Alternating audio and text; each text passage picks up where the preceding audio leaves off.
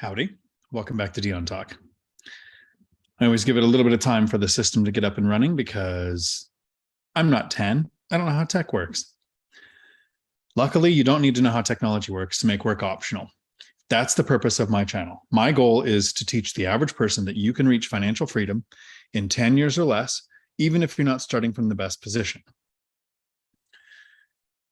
So something that comes up often is with the three different ways you can reach financial freedom. There's the first, which is start and grow a business, and with the goal of growing it to the point where it's large enough for someone else to run the day-to-day. Second, you can invest in stocks. A lot of people use the 4% rule or invest with a dividend strategy. I chose the third, which to me was the simplest, took the least amount of money to actually reach financial freedom. It takes more money to get invested this way, but it takes less money to reach financial freedom. That was to invest in buy and hold real estate. If you're going to invest in real estate, one of the most common questions, not how do you know if it's a good deal, not what do I do if I have a property sitting empty for a long time, but how do you pick a market? So the purpose of this video is to tell you the best market to invest in. And if you do some research, you're going to find that there are different metrics you can use to determine whether a market is good or bad. There's one that decides if it's the best market for you to invest in or not. And it's not the ones that most people commonly answer with. This live stream will generally go on as long as the questions do. So I'm hoping there's a lot of questions tonight. My topic that I'm going to cover for the first, hopefully 10 to 15 minutes is going to be on the best market to invest in, giving you a chance to get your questions into the comment section. I might have some friends jump in later. I sent invitations, but both of them still work. That must actually suck. It's been 2 months. I can't remember what it's like to have a job. I'm actually doing this live from the cabin, which I will be doing some videos on this week. I don't know if I could show you without giving you motion sickness, but it is very cabiny. It's a beautiful cabin. I think it sleeps 9. There are not 9 of us here. I'm not that popular. But I'm also going to be doing some videos on this is a vacation rental. What was it like to invest? What are the things around here that attract people to the area? And I might actually do some videos with the owner of this place, depending on how comfortable they are with that, to help you understand if that's a strategy you want to use. It's not how I invest. I'm way too lazy. Although, since there's a property management company running this, I think it might be even more hands-off than what I do, so I might have to reconsider. Always keep an open mind. A lot of times when people talk about the best market to invest in, they'll say things like, follow the population trend. So there are different things from like NAR, National Association of Realtors, will put out population trend videos or articles. And you can think, if you just watch anything in the news, everybody was moving to Idaho, Arizona, Texas, and Florida. Then the worst winter in 10 years happened and a lot of people moved out of Idaho. So you can follow those. You can also go to U-Haul. U-Haul has a trend, and it's usually a few months outdated, but it'll actually show where all their trucks are going. So that's a way to figure out if population is increasing or decreasing in an area. So let me ask anybody living in California, with the people that are moving out, are your prices or your rents going down? So for me, population isn't the most important metric. I do look at it as one of the metrics. When I'm looking at evaluating an actual property in the market, not the market itself, I'm looking for a property with aspects that helps limit tenant turnover, like washer dryer hookups inside the unit, side by side, small multifamily, so I don't have tenants living above or below another. I don't want it next to a super noisy thing like an airport landing strip or a train or a club, and I will look for things like I want at least 2 bedrooms and a garage because more space equals more stuff, so means less likely to move. I allow pets because people don't like to relocate animals. So I have a big part of my strategy is making my life easy because I'm the lazy investor. I don't want to deal with tenant turnover and it's expensive. And I don't know about you, but I like money.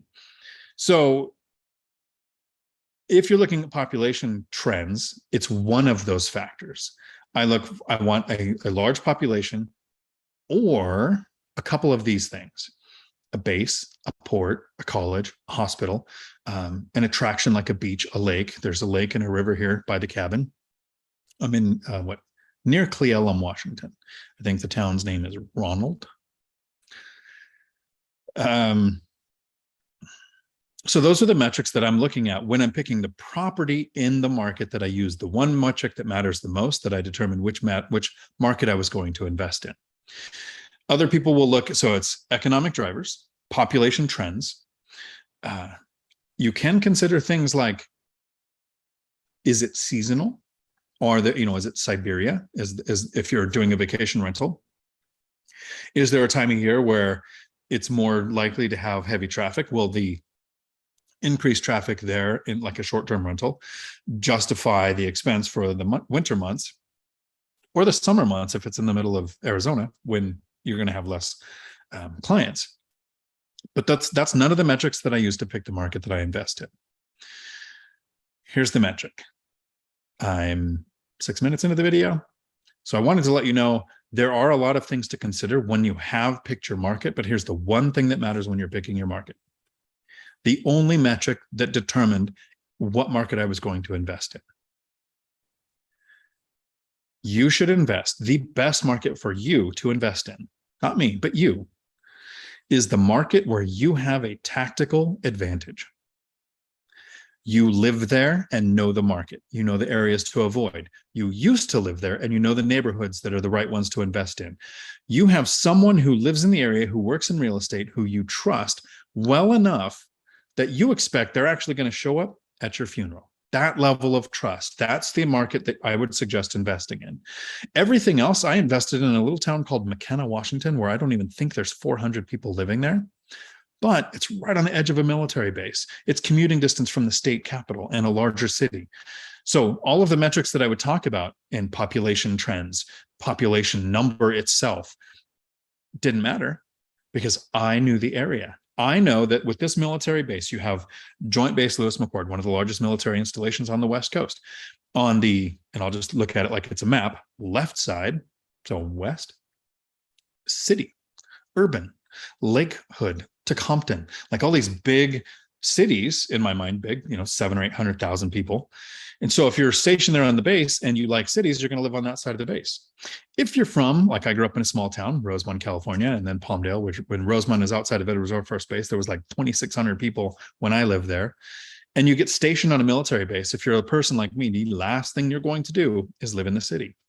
The other side of the base, right on the edge of it, is this little town called McKenna. So I have demand for a market of a rental in a really small population area that had other metrics. But one of the reasons why I invested there, and that's just one of the properties that I have, I try to keep my properties at least 10 miles apart, so I'm pulling from different economic drivers. I invest in 2 counties because my brain, my bandwidth, has the ability to understand in those 2 counties, here are the areas I would avoid. In some areas, there's an address. I used to be a police officer in one of these cities. There's an area where you couldn't go alone as a police officer in a vest with a gun, so I don't want to own a rental there. So I know the area. I know the neighborhoods. That was why I invested there. My brother invests in Washington, but he also invests in California because we used to live there. He knows the area to invest in. He knows the areas to stay away from. So that's the most important metric. For some people, if you're a control freak and you want to self-manage, you want to invest in your backyard. So where do you want to live? That doesn't mean you have to invest where you're at. You might move to the place that you want to invest in and start investing there, especially with remote work being more of an option now. If you live in a high cost of living area, sometimes investing in your backyard doesn't make sense. I really suggest house hacking if you're in an expensive market, because the more expensive the market you're in, the more impactful house hacking actually is. It doesn't impact you much to save $500 a month if you're living in a town where that's the average rent. But if you're in a place where it's $3,000 a month and you can reduce or eliminate that or get paid to live there, that's a bigger impact. So I would still recommend house hacking as an investment strategy. But then if you're going to use like Millennial Mike's strategy, where he invests at a distance, he started by house hacking his area. He lives on one side of a duplex and basically lives for free in a really high cost of living area. So he's getting the wage in his law enforcement career of a high cost of living area, but then he invests in a place where the properties are a lot less expensive. It's going to take more to reach the cash flow number that he wants, but it makes more sense as long as he's also incorporating house hacking. But he found a mentor, somebody he trusts, another person who works in law enforcement who actually kind of came on as a mentor and said, I'm investing here. I have a team in place. Let me show you the ropes. That made sense to invest at a distance there. So all of the other metrics, when you have a market, that's what I'm looking at when I'm looking at each property. It didn't help me pick the market that the population was growing or shrinking, that there were economic drivers, that there were all the things that people talk about, what the weather does. I mean, in Washington State, it rains a lot. So you're going to have a lot of people that don't like the rain. They're not going to live there. But the people that live there, I literally moved to Washington for the rain. Grew up in the high desert in Southern California, joined the Marine Corps, several reasons, housing, medical, get to blow stuff up. Thought I was going to work towards a pension. Plans change. And have I told you about my memory issues? So when I got out of the Marines, I looked at the entire country and I looked at the East Coast, Siberia area. And I thought too many Stephen King books based there. And I looked at Washington and it rained exactly the right amount. So I've lived here ever since 94, something right after I got out of the military. So for some of us, it's perfect. Other people might not like it. We don't have things like earthquakes. We don't have things like hurricanes, tornadoes, everything else that's trying to kill you. Poisonous spiders, poisonous snakes, there's just not that many here. So pick the market that matters to you. I wanted to invest where I live, so I started investing here. It's a high cost of living area. So all of my properties are between Tacoma and Olympia in Washington, but none of my properties are in Tacoma or Olympia, Washington. That last little caveat is the part that I don't always say, because basically I drew a circle around the largest municipality around me, which was Tacoma and the state capital. And I drew the circle out until there was an equilibrium of price of property versus demand for tenants and rents to where I can actually get the yield I was looking for. So I'm not in the city where I don't know the inner city. Like the more rural you get, the more spread out a neighborhood can be. But you get into a city, it can be one block is totally different than 2 blocks over. I don't have the bandwidth to learn that market. So I learned the 2 counties and I stayed more rural. That's the best market, the best market for you to invest in. Where do you have the advantage? Do you know the neighborhoods, or do you have somebody who lives there who works in real estate? So handyman, agent, property management, somebody who knows the business that will work with you, who you trust enough to where you know they're going to come to your funeral. Because I guarantee, if you called a real estate agent right now, Millennial Mike invests in Gary, Indiana, and Ohio. He said it like last week. I hate my memory. Have I mentioned my memory problems? If you called Gary, Indiana right now, and you look for a real estate agent, and you said, I live in California, I'm looking to invest at a distance because it's very expensive where I'm at, they're going to send you a deal that sounds amazing. It's going to be super cheap compared to what property prices you're looking at. Numbers are going to look great. It's a property that every investor in Gary, Indiana passed on, and investors like Millennial Mike and Mark Matsky from Matsky Finance, who also invest in Gary, Indiana, passed on for a reason. But you're the new sucker in town that doesn't have somebody there who you trust. So if you're picking a market, that's the one metric that matters. Where do you have the advantage? So let me go up here and say hello to the comments section. I'm hoping that there's a lot of questions. Each time a question comes up, sometimes it gives me a topic to cover that I might not have thought of before. And maybe a follow-up video will happen.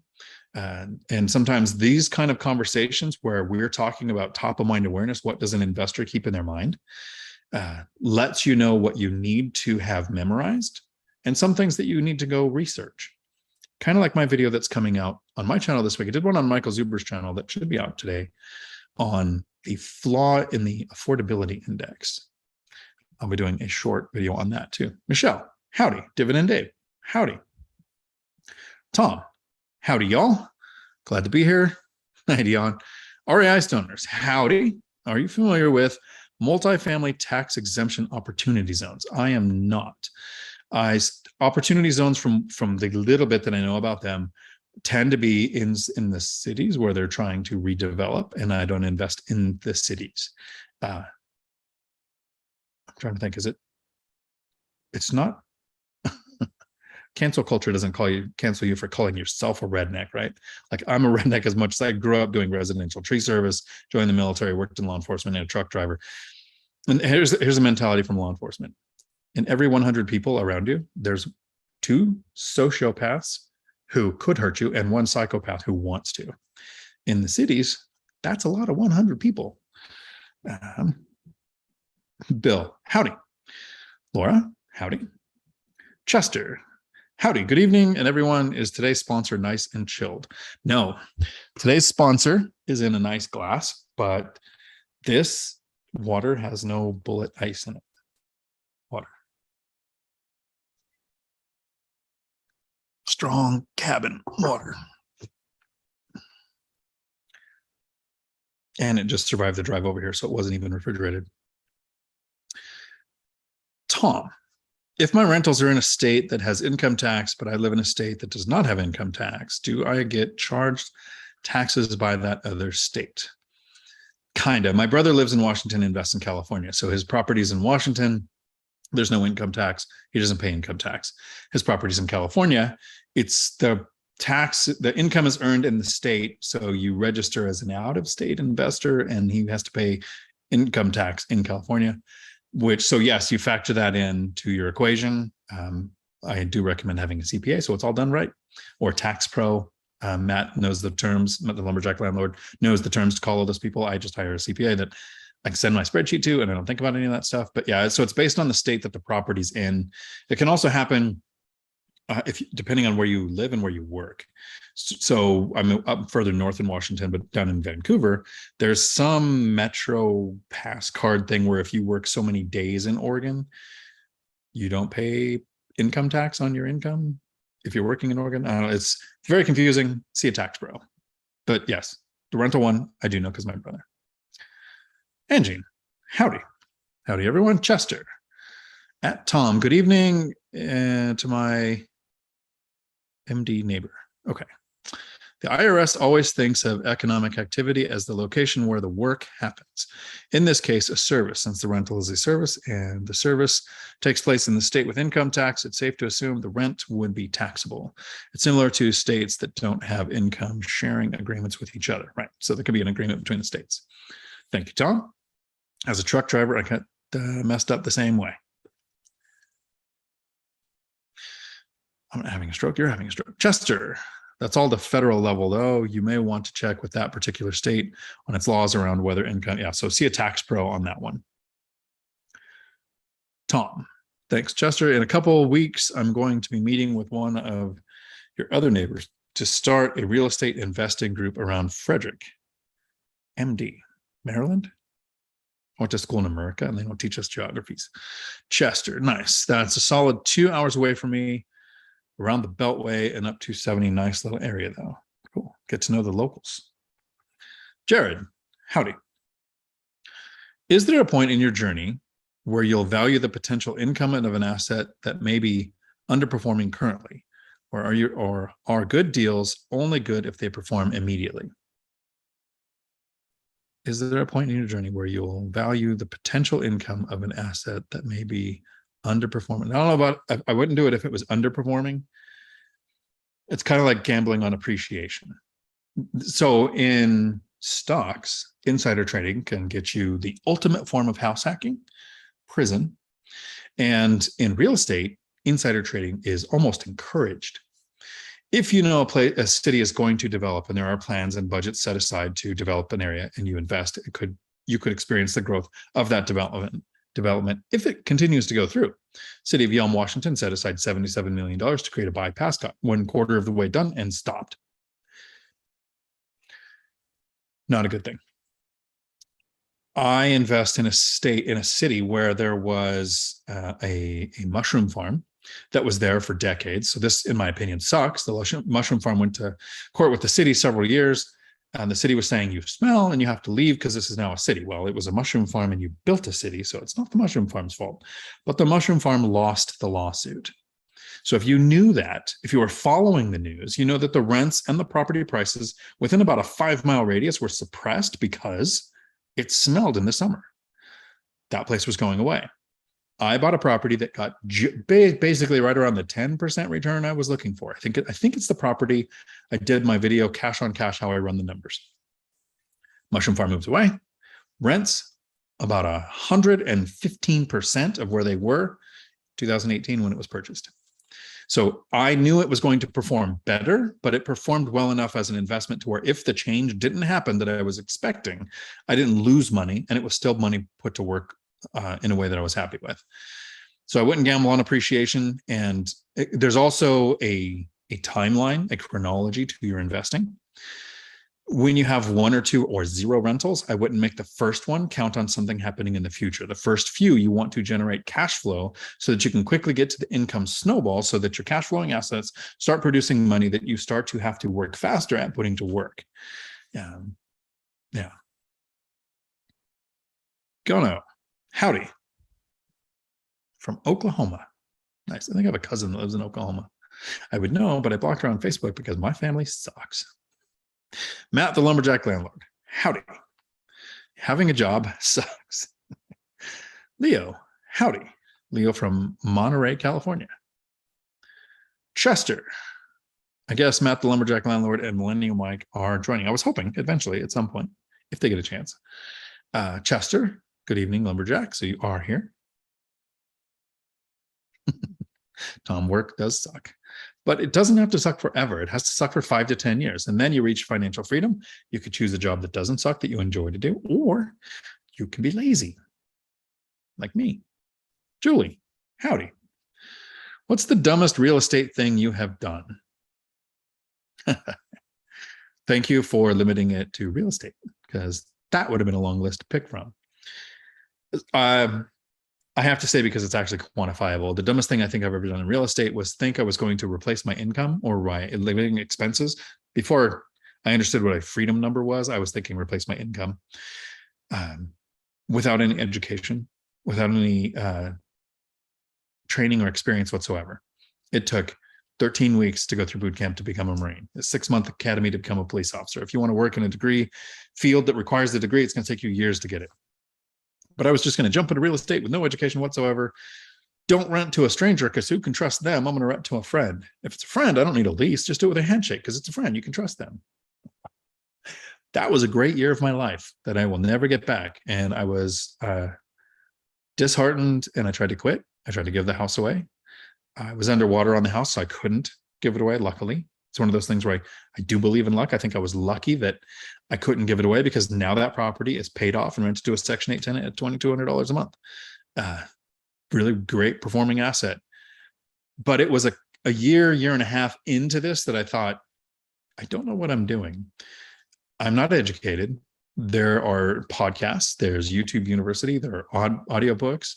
And now I'm probably close to 3,000 hours into real estate content.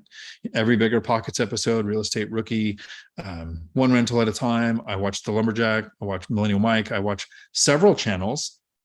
I got involved with active duty passive income to try to learn things. I found other people in the industry, because the people around us are generally not doing what we want to do, especially if you're trying to get out of a situation. Everybody that's there in the same situation. One of the statistics I like is, this is factual math, 99% of people aren't in the 1%. Like, it's actual math. But most of our information comes from the 99%. If we're trying to have that better life, and I'm not saying join the evil 1% or however you feel about them. If you think people with money are evil, you're probably never going to have money, because you're going to not think of yourself in that position. You need to think of money as a tool and the good things you can do with it once you have it. Hypothetically, let's say you reached financial freedom on a path that was easy to reproduce. Instead of having to work 50 or 60 hours a week forever and then becoming a burden to your kids, you could retire, spend several hours a week making content to help other people reach financial freedom. I should look into that. Million, howdy. Gano. And it moved.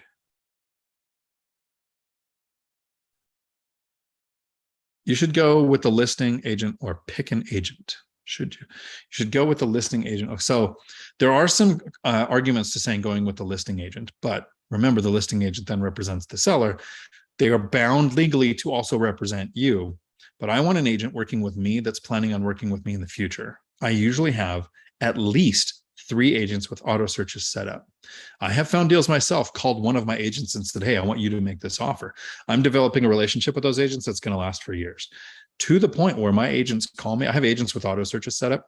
They'll call me once in a while or text and say, hey, of the 14 emails you got this morning, did you see this one? This is one that meets all of your criteria, literally trying to bring me deals.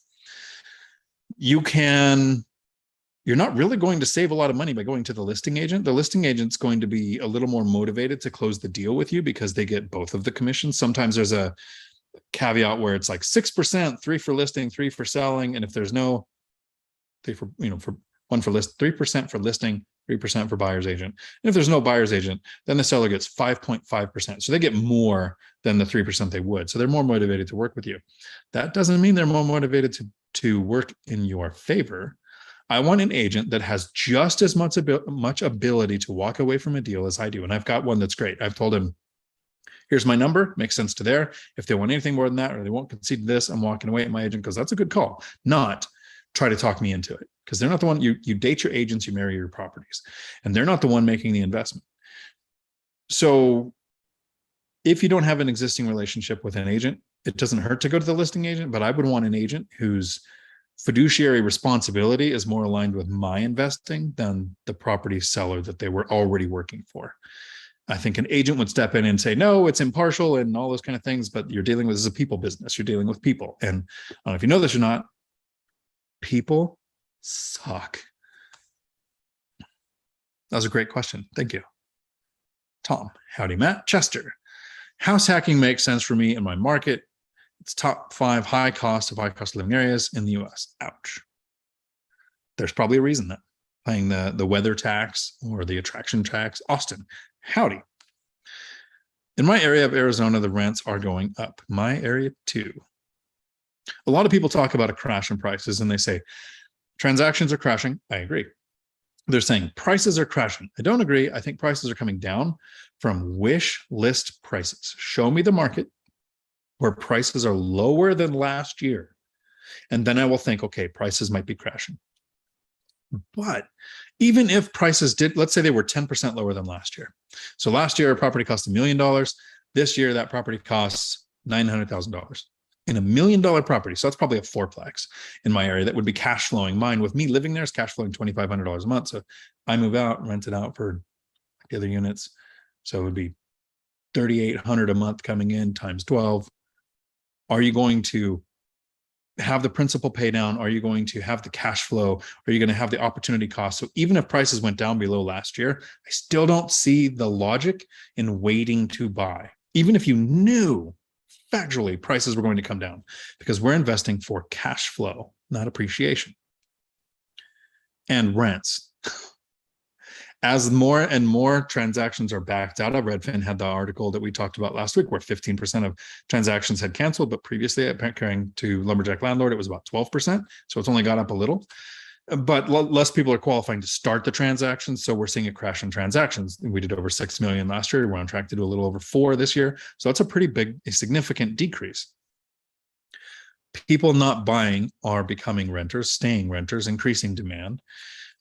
People moving out that don't qualify are adding to the renters pool. So I see rents going up even more than the crazy numbers they went up in the last 2 years.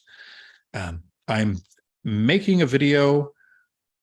I think I'll do a live stream while I'm walking around the cabin or the lake, or I'm renting Sea-Doos one of these days this week. Jet skis, the sit down, call them a Sea-Doo. It's probably not a Sea-Doo though. A short live stream on when is tenant turnover good? Like, it's the biggest fear, biggest expense a lot of landlords have, but there is a time. There's a specific time in the market when tenant turnover is amazing. Thank you, Jay, for that super chat that lets YouTube know that I exist. I want to see if there's a question on there. Thank you. Howdy, Jay. Dion, your videos and live chats have been incredibly helpful in getting me started on my investment journey. Thank you. Good, sir. Keep it up. Wonderful content. Well, thank you very much for that. I appreciate it. You guys are my hero. I hope it's helping you. I put my email in the chat every now and then. I'm going to do it here again. I'm super selfish. I love hearing the story of somebody starting to make offers on properties or developing their rent box or their buy box, or even just, I met my agent, send me an email just saying, hey, I watched your video. This is how I'm picking my market. Or this is the property I closed on, or this is the time of, this is my favorites, of course, because I'm egotistical. I try not to be. The binder strategy. When you have used the binder strategy, what was the rent? What is it now? That kind of stuff. Those are amazing. And I've said this before, usually in my longer videos, because I don't want to say it like in a super short video, but I say I do this content sometimes for a very selfish reason. Little over 10 years ago, and I'll keep this as short as possible, I was a single parent making $17 an hour as started teaching people how to drive trucks. I've been laid off from law enforcement. I had 3 kids. I found out about $89,000 in bad debt in my name. And I was like, I probably a massive health concern or something could have been like, how could it be worse? Right. I could have kept dating. That would have been so much worse. But in about a 10-year period, so 8 years financial freedom, I worked for 4 more because I loved the job I had. I ended up running the truck driving school. It was the best job I think I've ever had. I loved it. But I worked for 4 years because I loved the job. And now I'm financially free and do whatever I want. Imagine the emotional roller coaster of going from, these are all of the reasons why life kind of sucks. Although I lived with my kids, I got to spend time with them. I was able to put food on the table. So I had a good life, right? It just, if you look at the articulable facts of the situation I was in, they sucked. To now living the life that I am in now, right? It's amazing. That transition is awesome. But you can only do it once. Right? I'm not going to give everything away, crack up a bunch of debt, bad debt, and do it again. So I can feel that exhilaration of, look at the success I've achieved. But I get to experience it with each one of you. Every time you say something like, I met an agent, I gave them my list of, this is what I want for my my auto searches, or I'm making offers.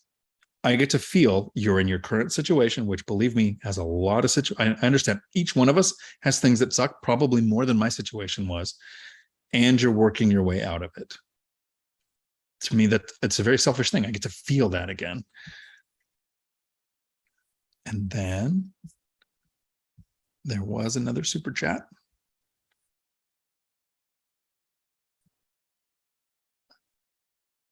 I think I missed one. Chris. Howdy, Chris. Thank you for that. Anytime you put in a super chat, it would be a great time. If you had one, throw in a question. I'll make sure I get to it. Millennial Mike, thank you for that. I appreciate it. Thanks for the s'more shakes the other day. You're the man. Our son is a fan. That's awesome. Hopefully he likes the Batman mirror too. And let me know, Mike, if you come over again, are we going to do another video on the slides? That's what I'm curious about. I don't know if everybody knows this, but Mike's like 5.5 feet taller than I am. So the slides are a little more challenging. Called me fat, said he was surprised I could fit, but I'm okay with that.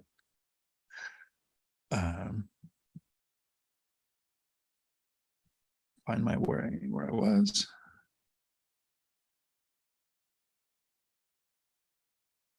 Freda, howdy. Chester, nice. That's a solid 2 hours away. Point. Okay, I missed that one. If I ever missed, please say it again. Monterey. Sucks. Was there too, Chester. Austin. Howdy, Don. Thanks for hanging out. John, Texas. Howdy. Ronald. Howdy. I do have a hat. I think it's in the truck.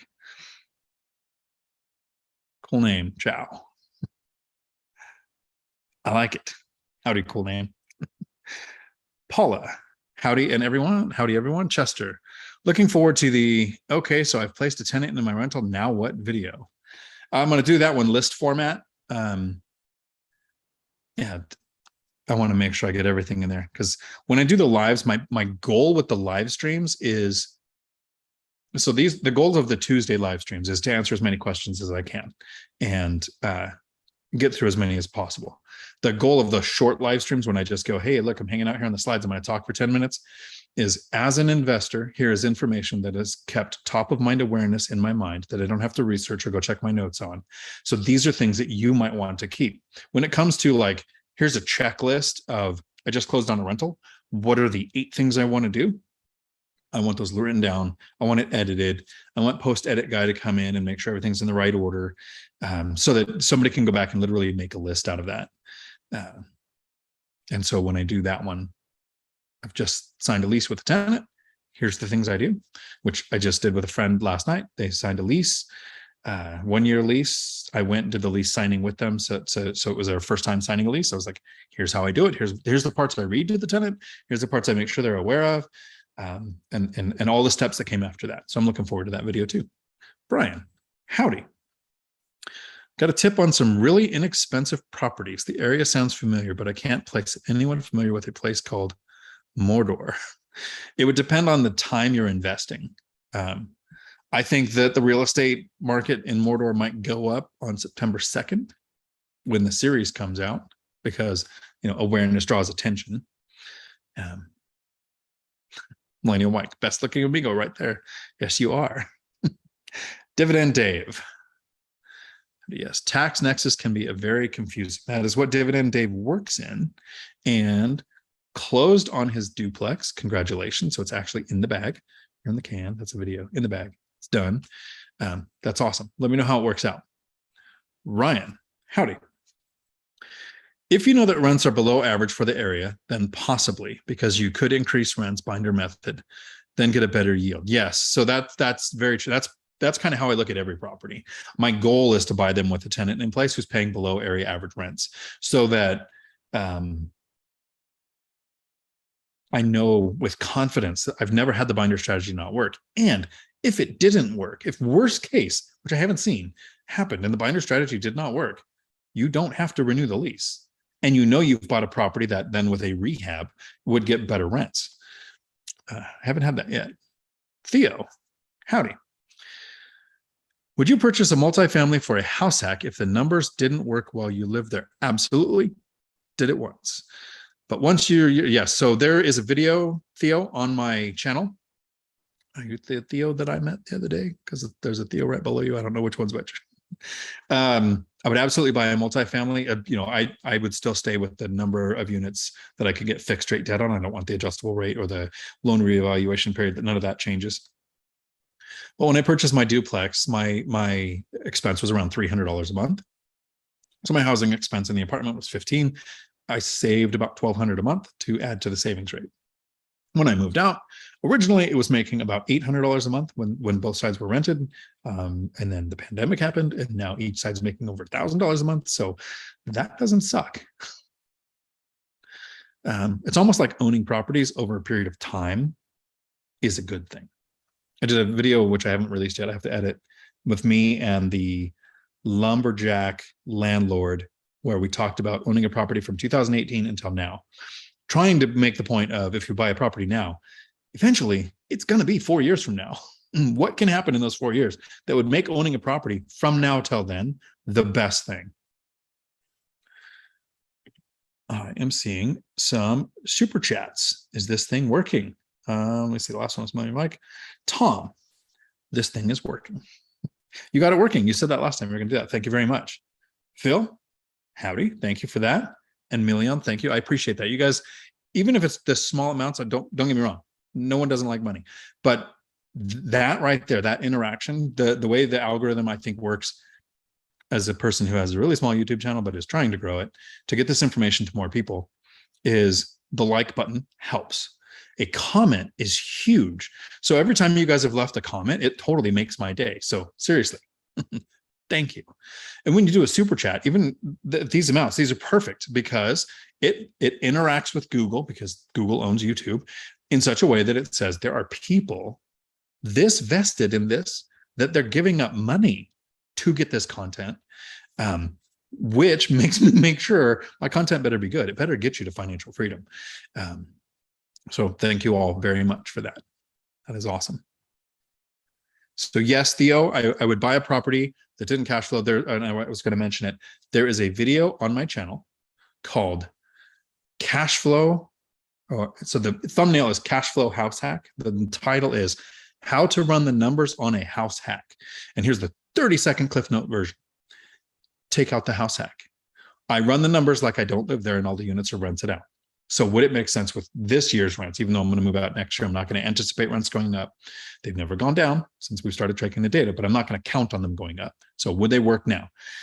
To figure out my yield. And the second thing is I run it like I did a 20 or 25% down payment instead of because if you do a zero down VA payment, it's very easy to look like you have an amazing return because you don't have nothing in the deal. So if you make $10 a year, you're doing great. Is it worth the headache, hassle, in time to manage a tenant or a property manager that's managing the property for $10 a year? Right. So cash flow is also important, but those are the two things that I change with a house hack. Theodore. Howdy. That reminds me of a story of New York developer that bought a slaughterhouse off market, which was depressing values. He then bought up everything around it and shot up in prices because smell was gone. That sounds like a great strategy, and it probably helped everyone in the area, except for the people working at the slaughterhouse. But I'm sure there's other jobs. Cool. Yeah.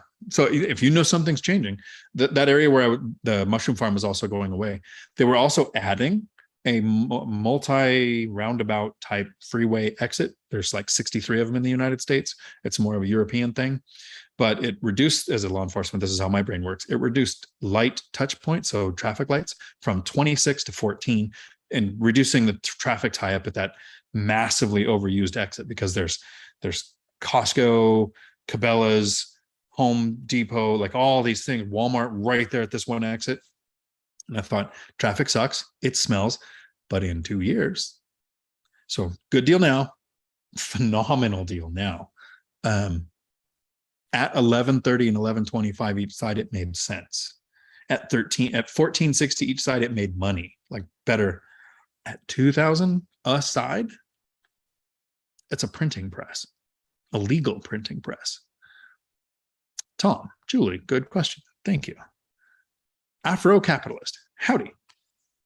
Can you map out how does 4 properties change your life if the cash flow $100 to $200 a month? Okay, so the concept behind get to 4.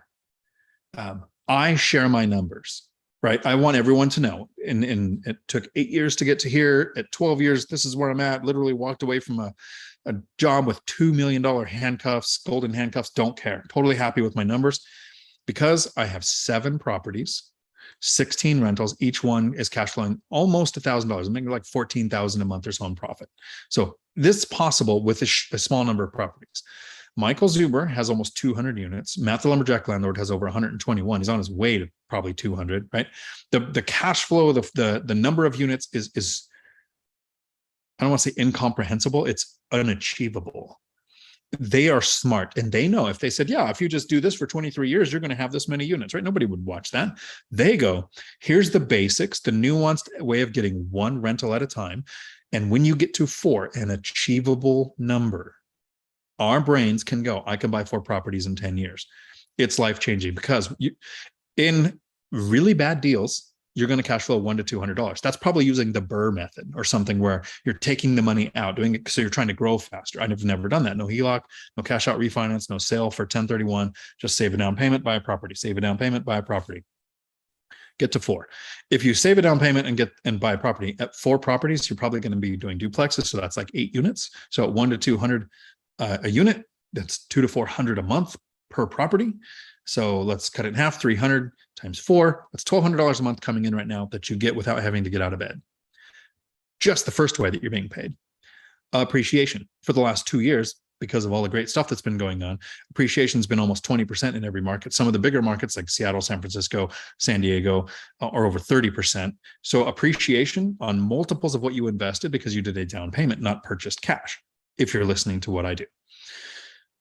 Third, every month you're experiencing principal pay down. I haven't ran the numbers soon, but about a year ago when I looked at the numbers, about $3,000 a month was being paid off on the mortgages of mine. So that's like a savings account that grows every month without me having to actively put money into it. So that's happening for you too. If you get to 4 properties, you're getting probably $200 to $300 a month if they're just duplexes. On some of the larger properties, like a triplex or fourplex, it could be $800 a month on that one property being paid off. So your net worth is growing like that. Your ability to sell 1031, cash out refi, all that stuff grows for the future. And that $1,200 that's coming in, that 300 by 4 properties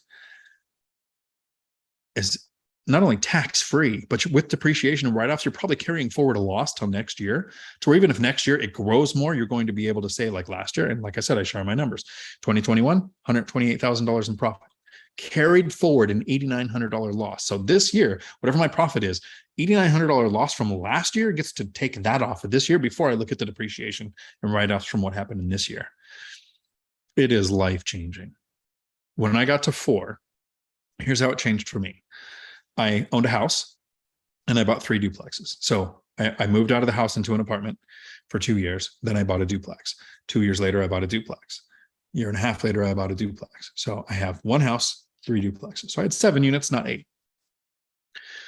I then took all of the cash flow from those 4 properties. You were allowed to have 4 mortgages in your name. They didn't let you go any higher. I funneled everything, overtime, side hustle, cash flow from rentals, reduced income, reduced expenses because I was house hacking, into paying off the single family house, paid it off. So 4 properties, 7 units.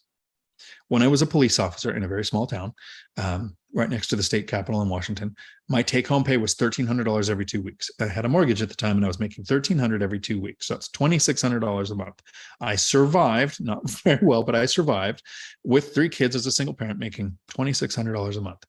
At 4 properties, 1 of them paid off. So there was a little bit of a switch in the metrics there because they do cash flow a little bit better if you do that. I don't recommend doing that because your return is better on not paying them off, but the cash flow increased. My cash flow with those 4 properties, so 7 units, was $2,700 a month in profit after expenses, setting aside for future expenses, tax-free because of the depreciation and the write-offs. And I was house hacking. So I no longer had a mortgage. At that point, I could have never worked again, lived a frugal life like I had to when I was working full-time as a police officer. I kept working for 4 more years and I added a 4-plex and a triplex and a duplex, and cash flow is so much more than what it takes me to live that, I try not to get emotional because, former Marine, former law enforcement, emotions are not allowed in this, but sharing this is awesome. I want everyone watching this to do something like that. Your version of it. Is it 3 rentals that you rent by the room and pay them off? And like Tiffany Thomas, your wealth mentor, retired like with just 3. So the debt structure changes how many you might need. Rent by the room versus I'm super lazy. I just do the entire unit, right? I do rent a room out in the unit that I'm in because I travel a lot and I like money. Did I mention that? I think I did. Yeah. So hopefully that helps. Even if you're in a worst case scenario, you're only getting that $100 to $200 a month. 4, get there. Once you get to 4, and I hesitate to say this, most people don't want to say that real estate investing is easy because you're going to run into challenges. You're going to have an inspection that shows bad things. You're going to have an eviction to go through. Like there are things that are challenging, right? Nothing in real estate has been anywhere close to as challenging as working 50 to 60 hours a week to build someone else's dream. Tom, howdy. Again, 3 amigos should do a video on rookie mistakes they've made. We've done that once or twice. We should do it again to see what comes to top of mind in that video. That's a great idea. I like it. I love it.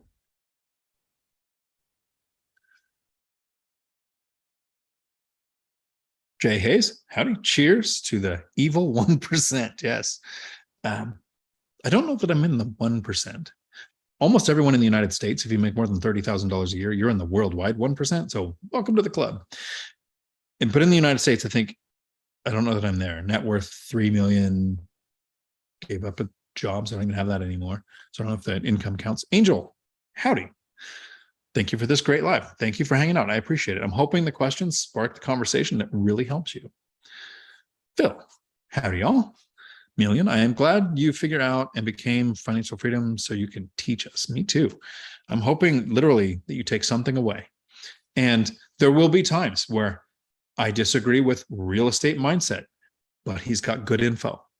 Like, I'm not saying don't watch him. I'm saying if you take something away from him and something away from me and something away from Matt the Lumberjack Landlord and Michael Zuber and Millennial Mike, and you just make this amalgamation of all of these thoughts that fits your situation, and it doesn't seem like failure's like possible or an option. James J, again, thank you for the super chat. That was very awesome of you. Michael Smith, howdy. Yes.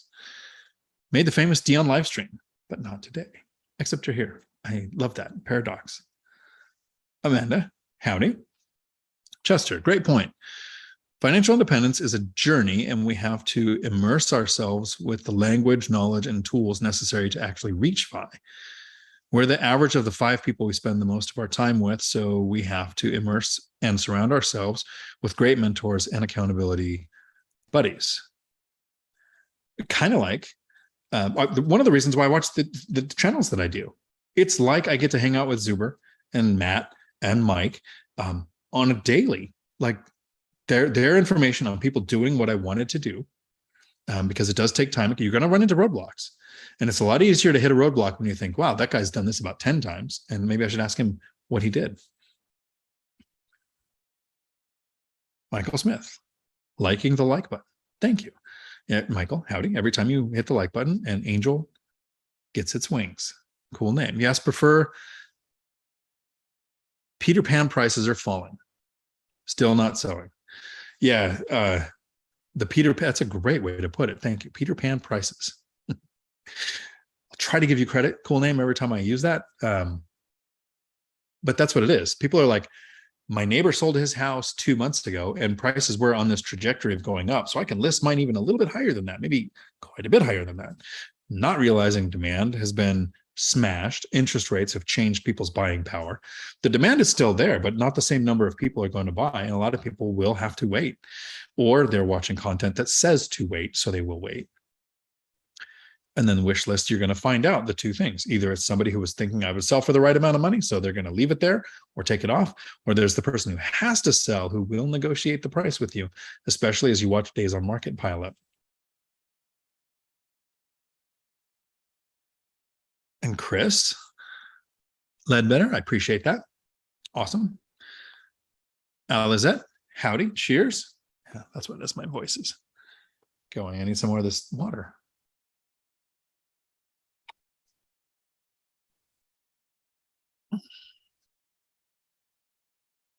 And there's my email. Is I real? Howdy. Cheers. Chester, immerse ourselves with real estate investing meetups and surround ourselves with great mentors and accountability buddies. I 100% agree. Thank you, Millennial Mike. That. I'll get down to your answer for the slides here in a minute. Michael Smith, howdy. Question. Is there a strategy to which you can rent to yourself for tax renovation benefits?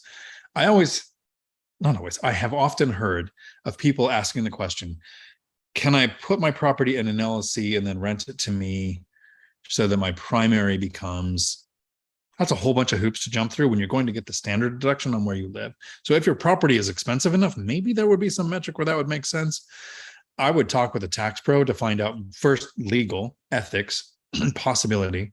If you do house hacking, it's actually rated, if you live in a single family house and it's your primary, you don't get depreciation right off until you move out and turn it into a rental. It's possible if you rent out rooms to check with your tax pro. If you live in a duplex, you live in 50% of the property. So 50% experiences depreciation and the ability to have write-offs. I live in a fourplex. 25% does not qualify for depreciation and write-offs, but the other one does. My unit still has the home office, still has all the write-offs I would have if it was in an LLC. So it really depends on your situation, the type of property, how you're using it. That's a good question. It means your brain's working in the right way, because a lot of times people ask the question, is this a write-off? And to me, I think that's not the right question. The right question is, how can I make this a write-off? Sometimes the answer is you can. But sometimes the answer is the tax pro tells you you do it this way. So it's possible. Definitely worth looking into. Chester, Millennial Mike outdoes the other super chats by a penny. Love it. That bar is a little hard to move sometimes. Andrew, howdy. Any insights for the second duplex or multifamily? I am currently on my first house hack duplex, and I want to see what I should expect for the second one. So here's what I didn't really understand until I did it. I was living in the duplex, and it took a while to save money for the other investments, right? So it doesn't happen quick, but owner occupied. On the next property, you satisfy the 1 year living there if you used FHA or conventional or VA where you intended to occupy. You did the intend to occupy to get the low down payment and the best interest rate. So satisfy that. So you're there for at least a year. Some lenders will go 10 months, but most are a year. Buying the next one, if you're going to do another house hack like owner occupied, you get the same down payment. But here's the part that I didn't even think of until I did it. I moved from the duplex into the fourplex. And I was like, okay, I'm buying the fourplex. It was cash flowing $1,700 a month when I moved in. So bigger was better in this case, although it took more money down, which I didn't have in the beginning. So the duplex to me was the right call. I move into the fourplex, $1,700 a month. That's great. That's a great house hack. I'm super happy. I get to rent out the unit I just moved out of. So now instead of paying $300 a month there, it's profiting $800. Then it's way more now. But in that month, I moved over to the fourplex. So I have $1,700 positive in this next house hack, $800 positive. So it was a $2,500 change in my income just to move from one side of town to the other. So your second house hack might not be an amazing home run like a fourplex that makes a bunch of money, but it might be another duplex that reduces the income. So now let's say you're in one duplex paying $300 a month, and you move to another duplex paying $300 a month. You now rent out the unit of the old one. And even if it only cash flows $800, you're now cash flow positive even at your current house hack. Yeah. So those are some things to expect. It gets easier. This is a fact. And a lot of us say about real estate, the first time you do anything in real estate is terrifying. Second time, it feels like you could teach a class. So your second house hack, things go a lot smoother. First thing I would do as soon as you move into the second house hack is call your insurance company, because right now you're paying homeowners insurance on that property. You're going to pay homeowners insurance on the property that you're moving to, but you're also paying homeowners insurance on your personal property. Wherever you live, if you live in one of your properties, insurance requires basically that you pay to cover relocation if there's a price problem, or insurance. Any insurance claim that you could have on your property for your personal items is covered. So when you move out of the duplex, my insurance went down like almost 50%. It was like 40% drop in insurance on the duplex because I no longer lived there. Yeah. Ronald, howdy. I am in a town called Ronald. You and the other amigos, including Millennial Mike, talk about the buy box. Where can I get more info on it and get one for the next property? Gracias. De nada. I would look on my channel and search Dion Talk buy box. Me and I think it was a Three Amigos video, did a video on the buy box. And so some of the quick things, and watch that video, because in my memory, I might skip something here. This is not a comprehensive list. What's your footprint? What area are you going to invest in, right? So you're not going to look outside that area. So you want to talk to agents who are licensed in that area to set up your auto searches. Or if you're one of those people that wants to be an agent, you know where to license at. In the beginning, before you have rental income on your tax returns, a lot of us have it. I can only borrow up to, like, let's say you're qualified to borrow up to $400,000. Once you have rental income on 2 years tax returns, that kind of disappears. You can buy small multifamily and they'll look at 75%. Some lenders will look at 80% of the rental income on the property that you're buying, not even the ones you already own, but the one you're buying, in your debt to income ratio. So you can pretty much buy anything. My lenders have said you can buy anything you have saved the down payment for after you have 2 years of tax returns with rental income on them. So the buy box, when you're first starting out in those first 2 years with your salary and your reserves, how much can you borrow? So if you can you're qualified to borrow up to $400,000, I would set the buy box at $450,000. Because yes, for the last 2 years, it's really been a seller's market and things were gone off the MLS super quick. But we're not quite in a buyer's market yet, but if the pendulum is shifting, right? Things are sitting on the market longer, and it might be entirely possible to make a $400,000 offer on a property listed at $430,000 because it's been on the market for 30 days. So I would look at a bit above your ability to borrow. Buy box is, are you looking for residential or commercial? It's literally the breakdown. I want small multifamily, single family houses, or house with an ADU. And when you look for a house with an ADU, you have to think of, what do they call it locally? Learn the colloquialisms for your area. So I, in my search, have everything that it could be, because we can't control what the listing agent is going to call things. Accessory dwelling unit, auxiliary dwelling unit, detached accessory dwelling unit, ADU, DADU, granny flat, mother-in-law house. Like, what possibly could they call that second house on the property where it's just like a duplex, qualifies for all single lending, single family home lending? Like, make sure your search is including the things that are going to extend you. And I keep my search criteria a little bit looser than what I'm actually going to narrow it down to. I want to filter out deals. I don't want the agent not sending me a deal that I would have actually went for. I want him sending, or her sending me, more things than what I want, so I can filter down. But the video on my channel is called Buy Box, Dion Talk. If you just look for that, you'll find it. We did a really good, the three of us broke down what is a buy box. I should probably do a list video on buy box. How do you determine what it is? Michael Smith, howdy. Question: what's the best approach if a duplex needs renovation, but I want to live there, for taxes and business write-offs? So you're going to get 50% of it, the depreciation and write-offs, just like if you were buying an investment property for the other side of the duplex. You can do a 203K renovation loan on up to 4 units. So it works just like single family renovation. So it depends on how much needs to be done, of course. And those are tricky because you have to find a contractor who's willing to do work, knows how to build the bank for the part that they've finished. Like, there's a lot of steps to a 203K loan. Mindy Jensen does what's called a live-in flip. So she's done it several times. If you live there more than 2 years and then you sell it, even with the renovation, you to keep, she's married, so up to $500,000 in capital gains without paying taxes on it, and then roll that into the next purchase, and she just rinse and repeats it. I see I'm being joined. I heard this is where all the cool kids were. Who is muted? Oh, wait, nope, you're not. I was going to say, I have you muted because you're on my I heard this is where all the cool kids were. Doesn't actually have sound. Try that. There we go. Okay. How about now? Nice. I heard this is where all the cool kids were. Well, we'll be a lot cooler when Millennial Mike joins us. He's not joining. He's not? He's driving. Oh, okay. Fair enough. We were texting back and forth, saying funny things to each other. So yeah. Nice. Cool. Yeah, good. It was all right. So this might be a good question for you that Michael Smith was just asking. Sure.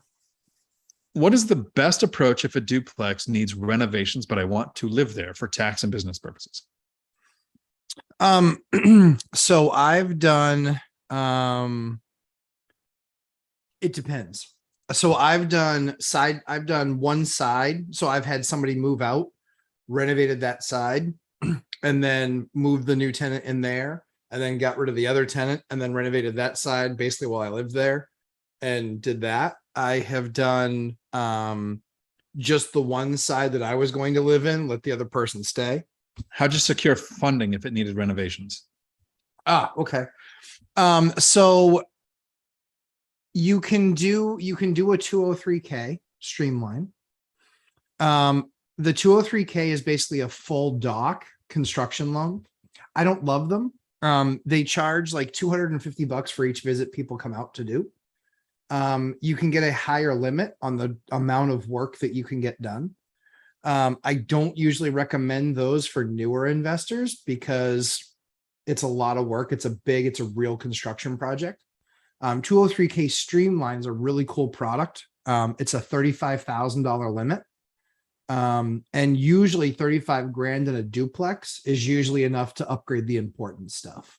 You know, make sure that you have a roof done, make sure that you can do some flooring, make sure that you can, maybe do a touch up on bathrooms and vanities and paint and things like that. Yeah, your answer was very close to mine.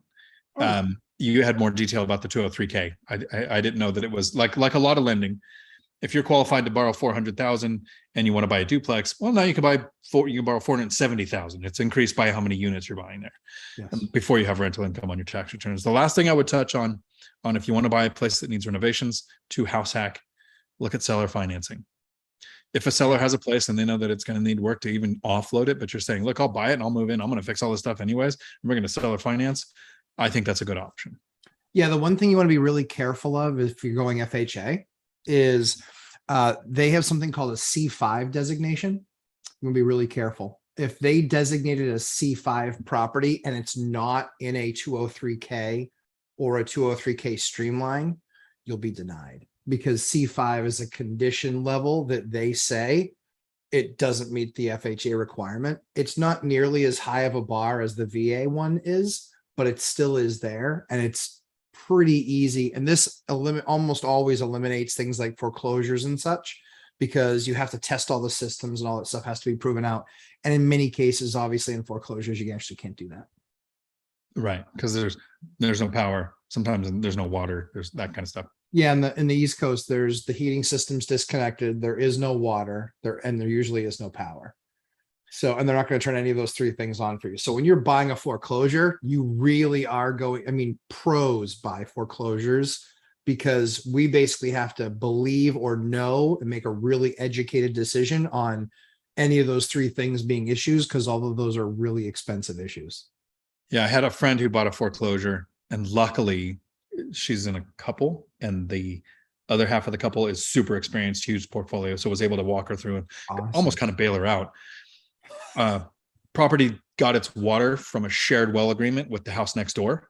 Oh no. Who was the family of the family who lost the house. Oh, I'm sure that was. So she had to put in a well, basically sold it for break even. So lost a year of her life to break even. Yeah. Great learning experience, but not something you want to do when that's your first and only rental. Exactly. Yeah. And then there were some super chats here from Tom and Phil and Million. I Awesome. appreciate those. Those were awesome. I appreciate you guys doing that for Dion in his retirement. You know, it's important. I can afford more water. This water that doesn't sponsor the videos, but makes the videos possible. I'm so glad that people are doing that for you. Million, I love the last video in list format. Thank you. I appreciate it. Those that way my memory doesn't kick in halfway through my list and I don't say it. Something there. Millennial Mike. I said your shoulders were wider than mine, and I was surprised you could fit. I never called you fat. Don't lie to the people. Tomato, purple, whatever. Cool name. It's sad how we have to exert so much damage control regarding speech. I agree. I concur. Million, if you start investing today with $50,000 in savings and your previous job, how long would it take $10,000 a month in income? So 50,000 to invest. So I'd start with a house hack. Yeah. Easily into a duplex, possibly a triplex. Fourplexes, I think, would be a little bit out of the area there for that in our area. Yeah. 10,000 a month, which wasn't my goal. My goal was 5. Actually, it was like 4, but 5 when I was like kind of round number before I really understood what a freedom number was. But thank you. I did. I made 2,600 and my goal was 5,000. Like double what my income is, then I'm free. It's smart, actually. Yeah. I believe it'd be 10 years or less with my knowledge added to that mix. My previous job, because my job started paying more over time. I started at 17 an hour. By the end, it was 6 figures because I was demoted all the way down to president of the company. But let's take it down to $17 an hour. Easily 5,000 a month in cash flow in 10 years. Easily. Without the pay increases at work. 10,000. I think 10 years would be, I can safely say it would take 10 years. Yeah. Income snowball would kick in around 5 or 6 again, and it might go faster. Yes. Yeah. It might go faster, might go slower. And usually the determining factor there is what the market's doing. Right. Right. It doesn't hurt anybody to be investing and then a pandemic happens. Right. And then everybody on the interweb says, oh, it's an eviction moratorium and there's a rent freeze and tenants don't have to pay. Don't buy no rental properties. And I bought 3. Yes. Since 2020. Yep. That have tripled the cash flow. Yeah. About 17. So yeah, no, I get it. Like this is, and that's the thing is that's exactly the story, right? We've bought that many units, which is, percentage of portfolio, right? Which is for me, it was like 40% of my portfolio. For you, that was still almost doubled 50%. It doubled it basically. Yeah. You basically increased your portfolio 50% or almost 100%. Me, I increased my portfolio like 80%. So but for us, it was the numbers on the deal. I think the biggest challenge that there always is that everyone's saying, hey, well, if you're in real estate now and you're making money, like it's because it was easy. Don't disagree. The last 2 years were a lot easier than the previous 2 years. but I can't make up what the years are though. Like they were easy, but look at how many people were saying don't buy. Oh, 100%. Like 100%. I have investors who I said, I'm buying this duplex. Here's my cash flow. Here's what the binder strategy is going to do. And that friend who has 30 units said, I would never buy that. Yeah. There was two. It was one right next to. I didn't have the funds to get both of them. So I said, hey, let me help a friend. Look at this. That place it's not quite the printing press as some of my deals, but it's great. I have an SVP of banking that I send a picture to of the first deal we did together because he's like, I got to be honest, I don't love this deal. Really? Yeah. And I send it to him. And I'm just like, just because sometimes he doesn't agree with the deals I pick. He's like, I'm not really sure. I like that deal. And I sent him a picture of that one. It's his version of the Pink Panther. So my friend Chesla, who we helped get that rental set up, you helped with the, helped with the granite and everything. I was like, this is a killer deal. Yeah. What's that? I melted some snowflakes. Yeah, right. No, I said, look, it's a great deal. Original projections were she's going to get an 18% cash on cash return. My best one first year was 17. So she's done the reno, got it rented out. She sent you the screenshot. I saw of her 34%. 34% cash on cash return. Purchased in November of 2021. Yeah. That everyone was saying, don't buy. Like, she knocked it out of the park. Yeah. So the whole point that Dion and I are trying to make is it really does matter what the market is. And so that can accelerate that 10 years. It can make it 6. What's going on in the market can also make it 14, but buy great deals.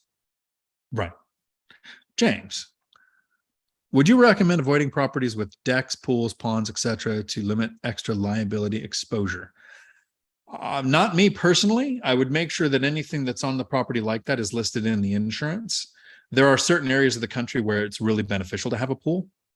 I have more trouble stopping tenants from putting up trampolines than things like decks. I'm trying to think what would be on the property.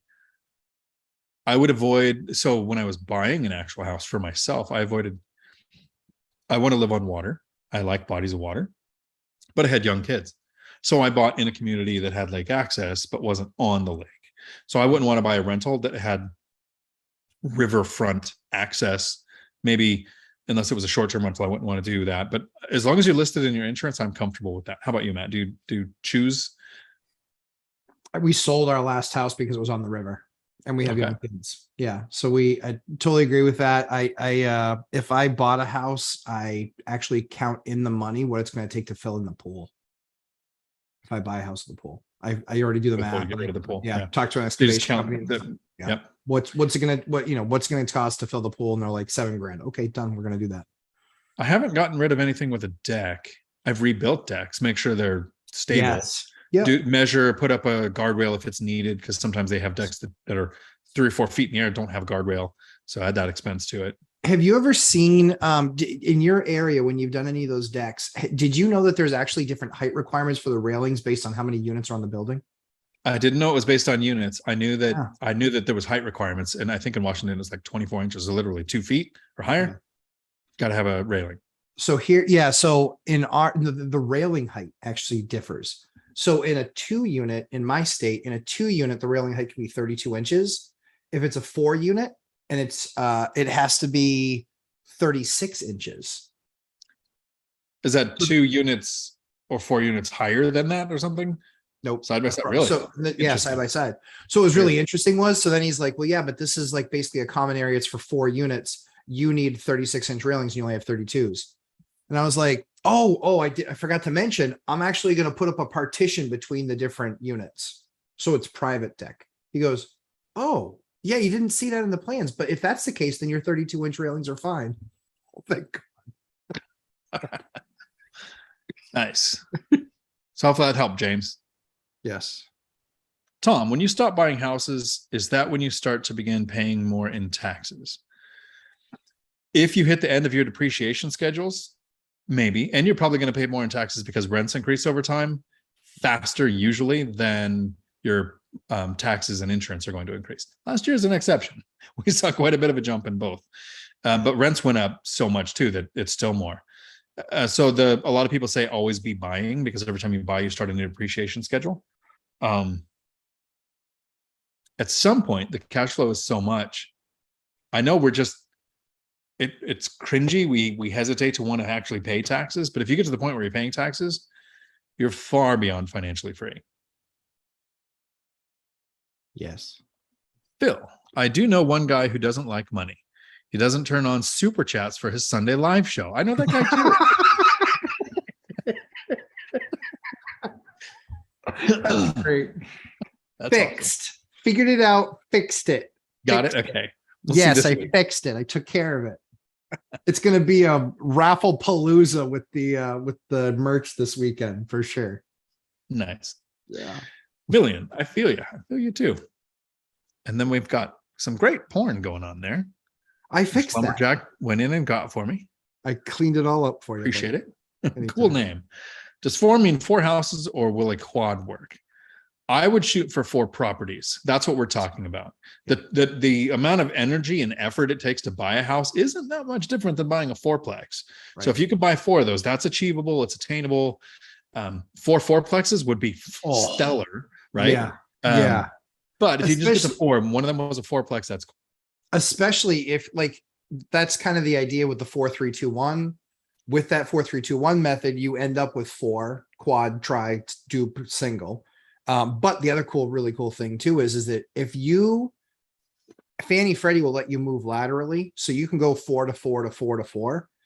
If you're dedicated and you do that, like the numbers get so nutty, and the speed in which you can acquire the next asset is ridiculous.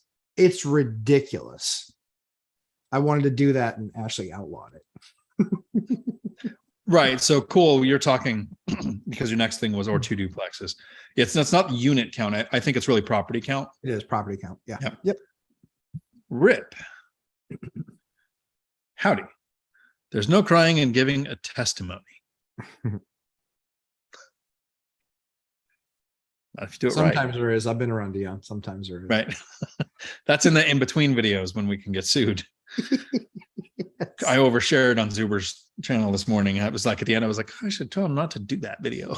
But Kurt, howdy. I haven't seen it yet. I'm here from CDS about a year ago from Andrew. Nice. So that is a student from the truck driving school who had my son as a teacher. Oh, very cool. Nice. Good to see you, Kurt. I no longer work at CDS. I retired almost 2 months ago. And it was actually 57 days ago. I just didn't want to say anything. The 5th will be 2 months, right?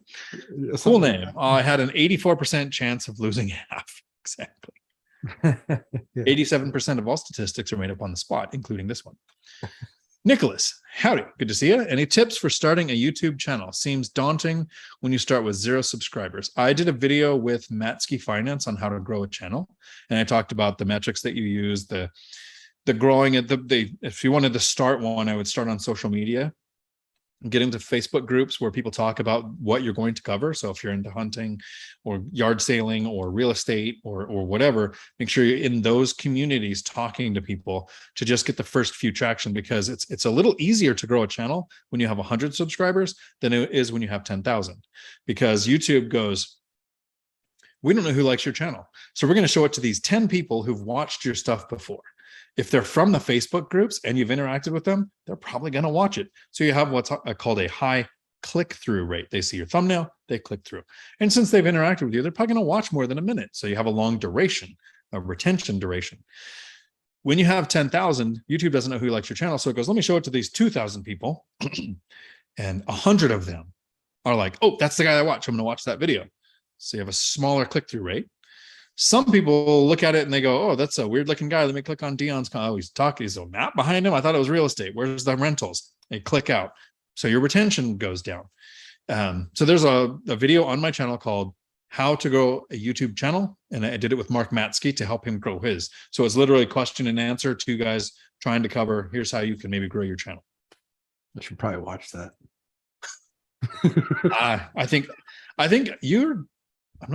I don't think you're doing anything that doesn't grow it.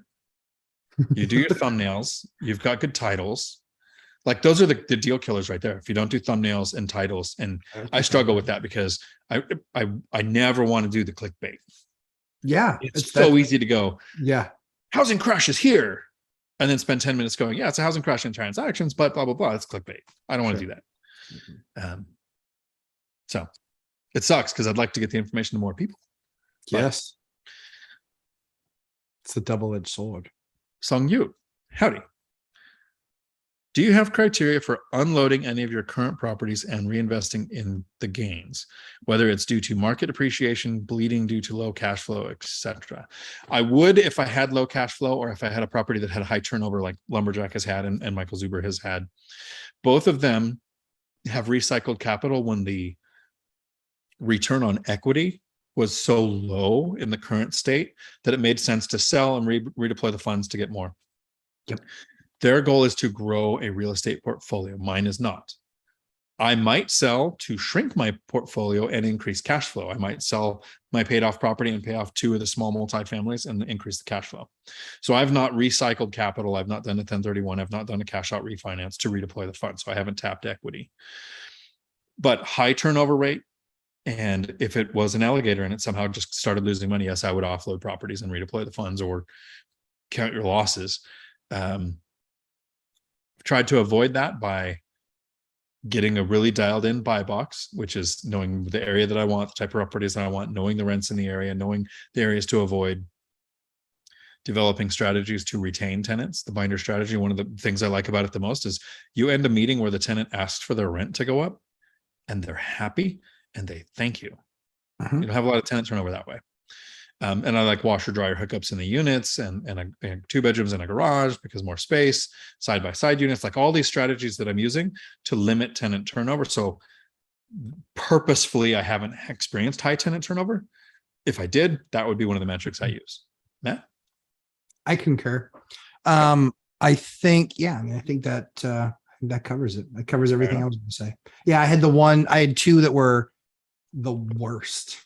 I hated those buildings. They hated me. That was at the time, even now today, that's still, I haven't owned those buildings for 4 years and they're still 80% of the evictions I've ever done.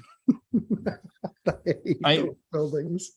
Every now and then, because of the water, I do an overshare. Here's an overshare, which if I was editing, I would probably take it out of the video, but not today. My single family house, it makes the most sense to sell it. I would have a better return buying a small multifamily, but I kept that house through a divorce. And there's this tiny little petty part of my brain that's like, money is just a part of this equation. Don't invest on emotion. Revenge is for emotion.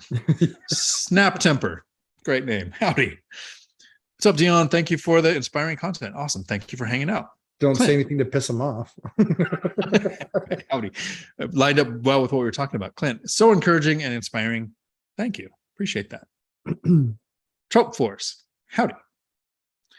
Do you mostly enjoy RPGs or do you enjoy board games as well? I cannot stand board games because my family sucks.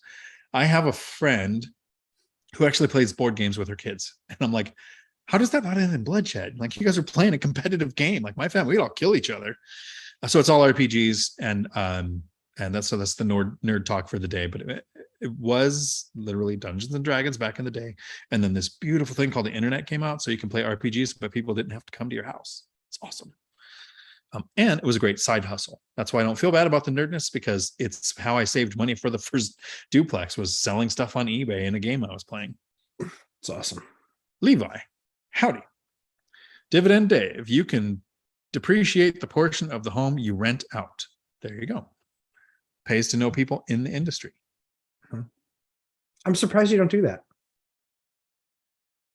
When you're house hacking, you can actually. Oh, I do. My CPA knows exactly how much I'm using and what's being rented out. So the benefit of having a CPA is not having even the bedroom. So they know it's a rented bedroom and they know that I have an office space. Yes. Okay. So if it's in there, I've never paid taxes, so I've never gone back and gone, well, explain to me why I've got to write a check. Yeah. Right? As far as that kind of income goes. But I do. They do ask, is there any rooms rented out? Do you have office space? And is it units? I didn't break it down that way, so I didn't know if you had just a single family house and you rented out the rooms. But sounds like according to Dividend Dave and you can. that you can. Yep. Awesome. Sure. It's square footage you're not using. It's almost like Congress has 500 and some odd people that work there who own real estate that make laws that benefit people who own real estate. Gano, howdy again. Property for sale, 85 days on Zillow. I should go with 10% license. I would go 50%. I don't want to embarrass myself. You should be embarrassed by the offer you make as soon as it passes 30 days. Yeah. But you can do research. Something I take from Matt is find out what matters to the seller. Why is it still on the market? Is it people don't want to buy it because there's an existing tenant and you have a strategy to deal with that? Is it people don't want to buy it because the owner wants to live there for another 6 months and other people haven't offered an hold back $20,000 until you actually move out and satisfy the contract? Like all these things that you won't know until you talk to the seller. And maybe you have to talk to the seller through your agents, but still whatever you can find out can help. Yeah. Yep. But you should be embarrassed by the offer you make. I'm making offers where they're going to ignore it. Who cares? Some of them are going to come back with an offer that might make sense somewhere in the middle. Never split the difference, right? Go way farther than what you actually want. So when they split the middle, it gets you where you want to be. I made an offer for 20% under list price. Yeah. What's the worst they were going to do? Say no? Yeah, right. If it makes sense, and especially as days on market pile up, this is what makes sense. Yeah. I'm offended. Me too. Me too. Take my deal. Dividend Dave. I'll be depreciating 50% of the duplex. Exactly. Karen, howdy. Hi, Dion. Thank you so much for the content and knowledge. Noticed a single family house on the market for 35 days in my buy box. The listing states seller financing is an option. Should I reach out to the listing agent? What questions should I ask? So first, do you have an agent that you're working from? How did you find the property? If an agent brought the property to you and then you reach out to the selling agent, I would not do that. This is a finite world in real estate, and you're going to look at how many of us interact with each other from all the way across the country. So you want to keep your reputation good. If you found it yourself, we talked about this a little bit earlier, you can reach out to the seller.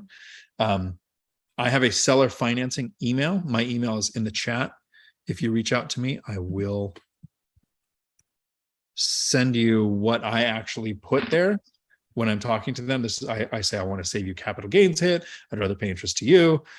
You get consistent payments. All the tenants, toilets, and termite problems are mine. You own the note. Like I spell out all the benefits to the seller. And then it says seller financing is an option. It sounds like it might be an easier sale than what most of us are doing, is trying to not only find a seller that we can educate on what seller financing is, but getting around agents who sometimes think it's illegal. Daryl, howdy. 2 principles. First, you have to stick the landing in real estate one step at a time. I got an insurance broker. She helped me a lot to find affordable insurance. You have to work like it's time to make the donuts. See Dunkin' Donuts 80s commercials. Nice. So an insurance broker is good. I would still call around and see if you can beat their rates. I've had a broker that I did beat rates, and then I found a broker that beat the rates that I could find. So it's kind of gone both ways. And stick the landing in real estate. That's something I should steal from my slide videos. Drew, howdy. Let's hit that like button, people. Thank you for that. Michael Smith, howdy. Question. How long can your house be vacant, renovations or otherwise, before insurance cancels your policy on a rental? I moved and then sold an empty house, and my homeowners canceled because it was vacant. You have a couple of options where you can get Wi-Fi, put in cameras, and you can put in the insurance talked to me about one time. I didn't do it because I filled the place, never had a vacancy, but the things you plug in the wall where you have Wi-Fi and you can turn a lamp on and off so you can actually time the light and fixture changes and stuff. So if you can satisfy a letter of LOE and a letter of explanation to your insurance saying, yes, it's sitting vacant for renovations, but here's the security system I have in place. Here's the strategy I've used to make it look like it's occupied. Most insurance companies might be okay with that. You might have to switch companies to another one. Yeah. Usually a really good company for that is Johnson & Johnson. Believe it or not, they have an insurance arm. And they do very inexpensive rehab policies. Cool. The most important thing to me when doing a rehab, which I haven't done rehabs, but I've done parts of them, is when your flooring is delivered, that's when you have your camera set up. No one's going to break into your house and tear up flooring and steal it. But if it's boxed and sitting in the garage and the whole neighborhood saw it get dropped off, Yeah, that's when you want to protect it. they'll also also as part of those rehab policies, they'll actually say how much product do you plan on having on site. Right. So, and make sure to bring that up, because you can say, yeah, we're going to have this delivered. So you can have the kitchens, you can have the cabinets delivered and the flooring delivered and the appliances delivered, and it might not be ready to go into the house all at once. And so, but you're trying to take advantage of the window when that stuff was available to be delivered because of all the supply chain issues. So you can sometimes have $20,000 sitting in the garage waiting to go in the house, or even have that much sitting in the house that's not going in the house yet. So, or that's not going to be really installed yet. So yeah, certainly is an option on that Johnson & Johnson policy I talked about. Cool. Good. And then Million says, I love you. I love you too. Here's something, another overshare, which is going to explain why I'm single. And you're here for real estate advice, not dating advice. This is dating advice that would suck, right? The I love you. Say it early, say it often, make sure they know it doesn't mean anything. Drew, howdy. Any advice on a lender that can do creative financing deals? Called 2 credit unions and 1 bank, and they don't want to buy my 40, 50, 10 seller financing conventional loan down payment. So yeah, 40, 50, 10. I mean, either 40, 50, 10 or 50, 40, 10, both of those would work.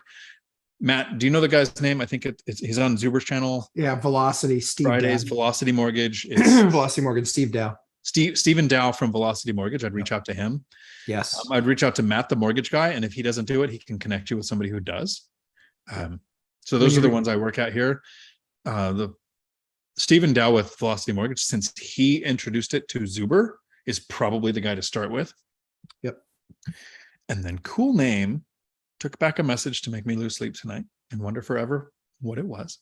In the subject line, put 1 rental at a time in the Steve Dow email. Sorry. Oh, there you go. Yeah, there you go. Yeah. Put 1 rental at a time so he knows who it's coming from. Good job. Correct. Howdy, Michael.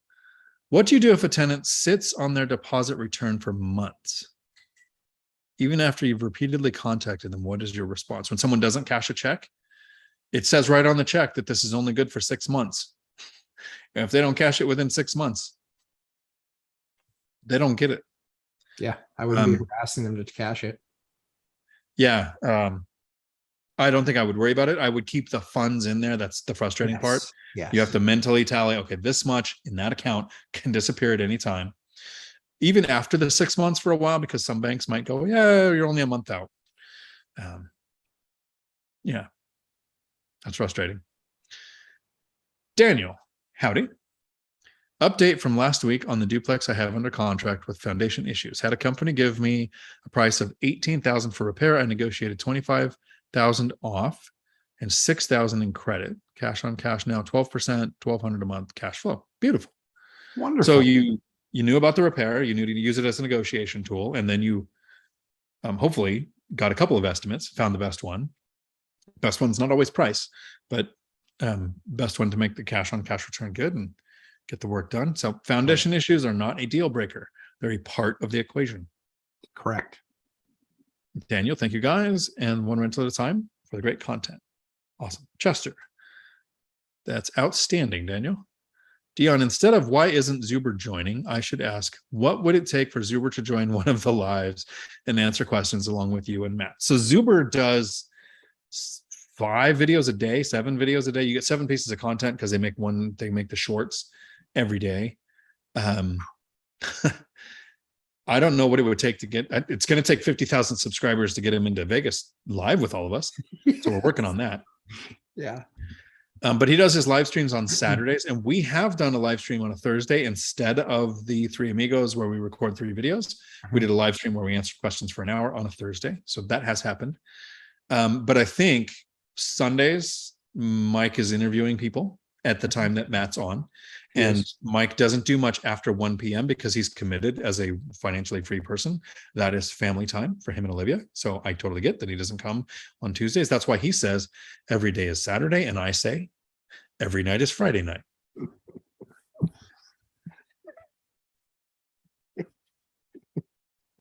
Okay.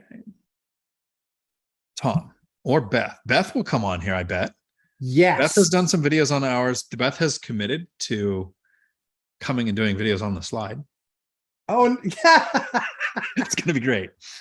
What's going to be the best is that she's going to be a better slider than both you and Oh, yeah, hands down. The hardest part, and here's the behind the scenes info for people who want to make a YouTube channel. Going down a slide, super easy. Making a video, talking to a camera, not too difficult. Having a cohesive train of thought while performing the muscle movements of going down a slide and continuing to talk. That was what I had Mike do. I said, look, you can't just stop and go down the slide. You have to get your thoughts together. You have to get on the slide. Say your thoughts as you go down the slide. That's the point of the video. You are talking real estate on the slides. The first one he goes down, oh God, that's all we got out of it. So we'll see how it goes with Beth. Awesome. I guarantee she would come on here and answer questions. Yeah, for sure. Yeah, she's awesome. Especially now that we figured out the tech to invite people to this. Yeah, she's totally cool. Cool. Chester, great point. Tom. Kevin, howdy. I found out that with an FHA loan in my state of PA, I can ask for up to 6% seller's assist.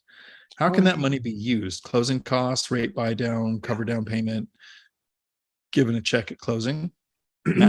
I've never heard 6, so that's awesome. I've never heard 6 before. I've always heard 3 or 3.5. Never heard 6. That's awesome. Closing costs and down payment. I don't know about rate buy down, but I do know about closing costs and down payment. Yep. Cool. Yeah, that's interesting. I like that. Yeah, very cool. Kevin Still, I appreciate you guys. Thanks for your time. Oh, thank you for hanging out. Michael Smith, howdy. Question again. Can you describe how a rental can lower your income taxes from your W-2 job? So Matt actually did this last year using cost segregation and has all of those details. It was I can give the Cliff Notes version if you want. Yeah, give Cliff Notes and then I'll add color because it's so you can only use it against your W-2 if you meet a couple of things, like you work in real estate more than 751 hours a year. You work more in real estate than you do at your W-2. And if it's just you and you're ever audited and you have a W-2 of any level, every CPA you ever talk to is going to tell you you're not going to qualify. Mm-hmm. So what does qualify is to do the one thing I will never do, have a spouse who also doesn't have a W-2 and is the real estate professional in your relationship. Then as a couple, her real estate or his real estate situation can affect your W-2 income. Perfectly done. Yeah, I think the only thing that I would add is as part, so that basically was able to wipe out my W-2 income taxes because that doesn't suck. That was awesome. I've never wanted to hug a man so badly in all my life. So I'm trying to think of how much.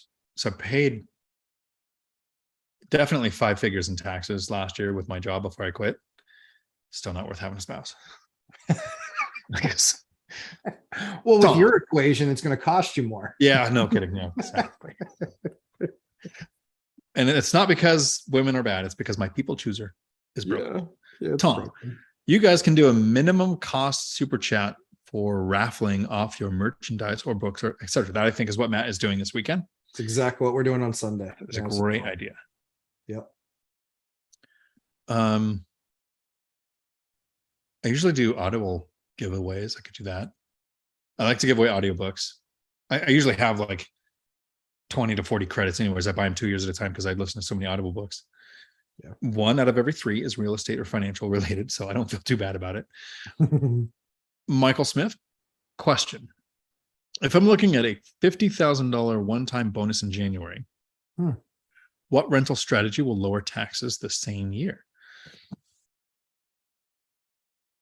But he's getting it this coming January. If you ran a business and you had a K1 loss that you can use against your W-2, there is a strategy there that would work. I would talk to a tax pro first. I would not start a business and generate a loss to write off a taxable event. Depends on. I would definitely be talking to a tax pro saying, How does this work? I'm going to get this bonus at this point in time. It might not be something that you can write off against your W-2 unless you qualify as a real estate pro. But again, if you have any kind of W-2 and you're audited, it generally isn't going to fly. Yeah. Dividend Dave to Nick Nimmin. I watch him. So Nick Nimmin and vidIQ is a channel that helps you grow your YouTube channel and gives you kind of like we're doing real estate stuff. He does the 3-hour lives on this is how you grow a YouTube channel. Nick Nimmin. And he's got a great haircut. You should check him out. Must be bald. He's bald. REI Stoners. Hi, Lumberjack. What are some inexpensive things to upgrade and get maximum value? That's a great question for you. Liked your video on the outlets. How often do you guys paint your unit? Yeah. So I think I'm going to come out with a video which basically says, here's how to essentially supercharge your outlet for rental for less than $1,000. And I heard somebody had commented, and I don't remember the name, and I'm not trying to out you. Somebody had commented about $300 an hour for an electrician. No, not anywhere in the country should they be charging $300. Nowhere.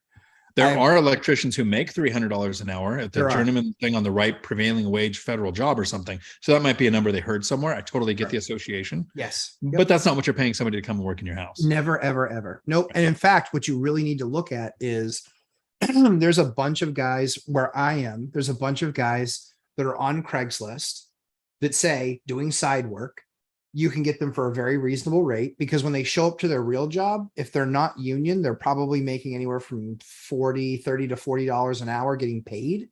If they have a journeyman's license, or if they have, if they have a journeyman's license, or if they have a master's license, what you can actually do is they're allowed to pull a permit if they have a master's. If they only have a journey, they can't pull a permit, but they can do work, which means it's usually under a certain threshold. So there is those things. So it's all, for me, it's always lights, outlets, outlet plates. Those are the big three for me. And then a fresh paint job.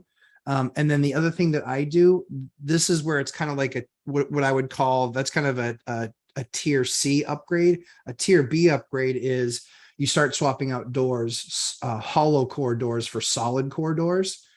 It really changes the unit, and you'll never, ever, ever have anybody put their fist through a solid core door. Yeah, have them try. Yeah, they can try, and then you can giggle when they call you and go, "Yeah, there was a little bit of a mishap. We put a dent in the door with my hand." That's one of the reasons I don't put locking doors anywhere in the house, other than bathrooms, of course, right? But bathrooms, like bedrooms don't get locking doors. You get kids that punch holes in doors. That's right. Or adults sometimes.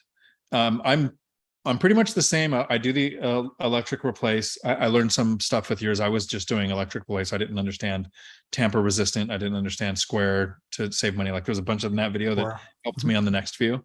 Yep. I put in coded locks. You do the same. So tenants don't like having keys at upgrades. You never have a tenant lockout because you have two exterior doors and batteries aren't going to die in both at the same time. I do motion sensor LED exterior lights, more safety, less power for the tenant. I'll usually replace light fixtures with LED. They don't have bulbs. They generally improve, especially most of my properties were built in the 80s and 90s. So they have the original lighting in them. I don't tend to paint unless it needs it. I'll do fixing, touch up paint, or I'll do an accent wall, but it has to like really need paint to get painted. There's usually, you can get a pretty good deal on painters. And so for us, we have a standard color because everybody loves it.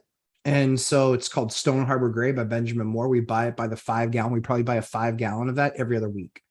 And people absolutely love it. They love the way it looks. They love the feeling that they get when they're around it. Even better, I have tenants that say, we really want another place. We'd love to stay with you. You're a great landlord. What do you have? When we show that to them, they're like, it looks just like my place that I love. So it's a super easy transition to get them to go from one of our units to another because they're identical. Saves in cost too for touch up. Yeah, no, I always, that's the other thing too. So my accent walls are all one specific color. All my other walls are one color. All my ceilings are one color. So it's 5 gallons, store it, use it, very easy. And if you get it at the same chain, like you go to, Lowe's or Home Depot or Sherwin-Williams, they keep on record.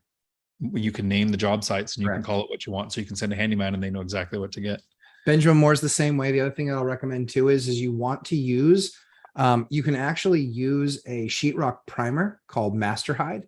And if you actually spray that on your ceilings or get that sprayed on your ceilings, you can just do 2 coats of that. And the cool thing about that stuff is it costs about $14 a gallon.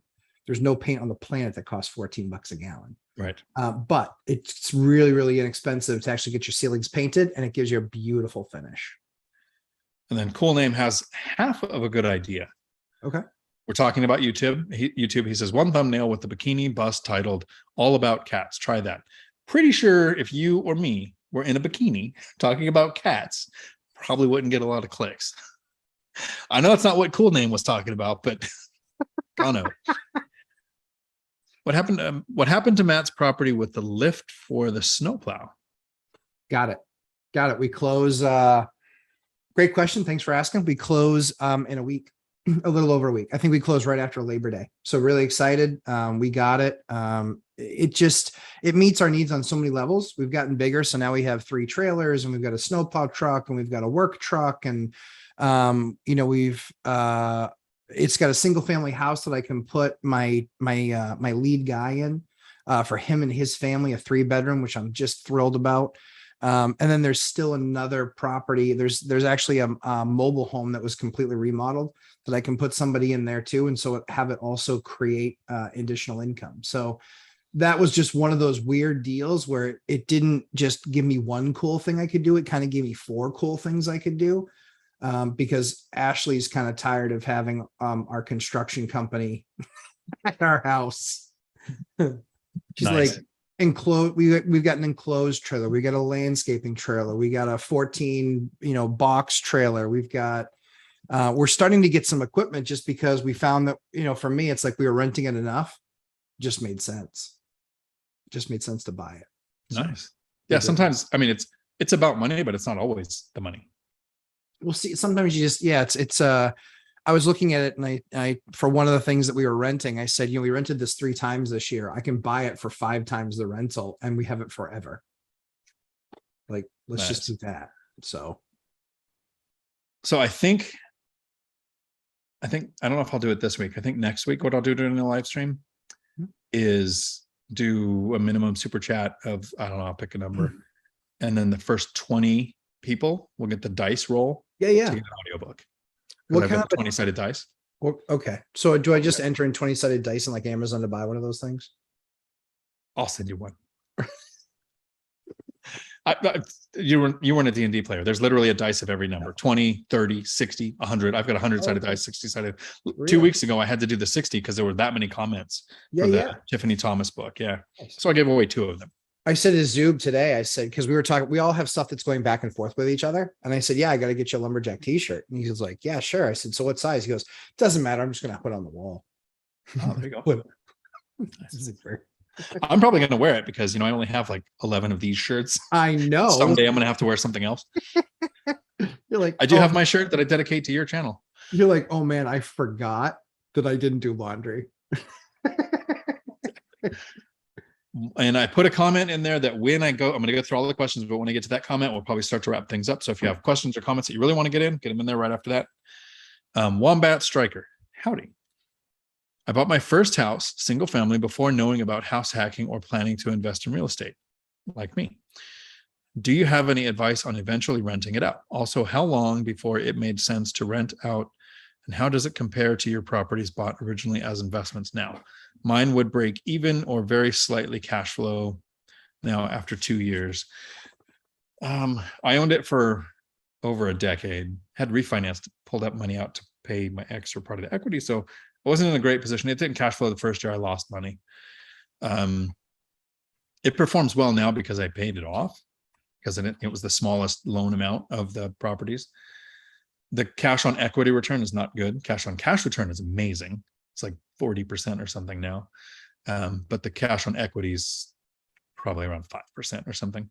So I could do better if I redeployed the fund somewhere else.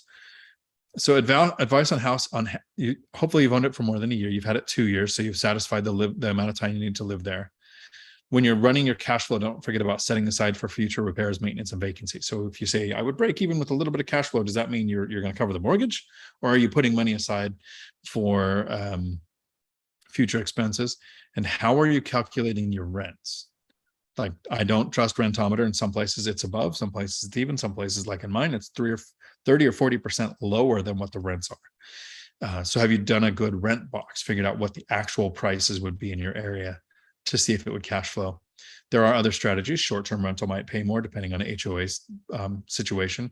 Renting by the room might pay more. So you might look at different ways of, are there any rooms like a den, family room, or something that can be converted into another bedroom? Because the house you live in, a lot of times you look at living area. Our tenants are looking for bedroom count. That determines rent. Any thoughts on that, Matt? Yeah, finished basement's another thing too. A lot of the country does have basements. So finishing the basement off is actually usually not a very expensive thing.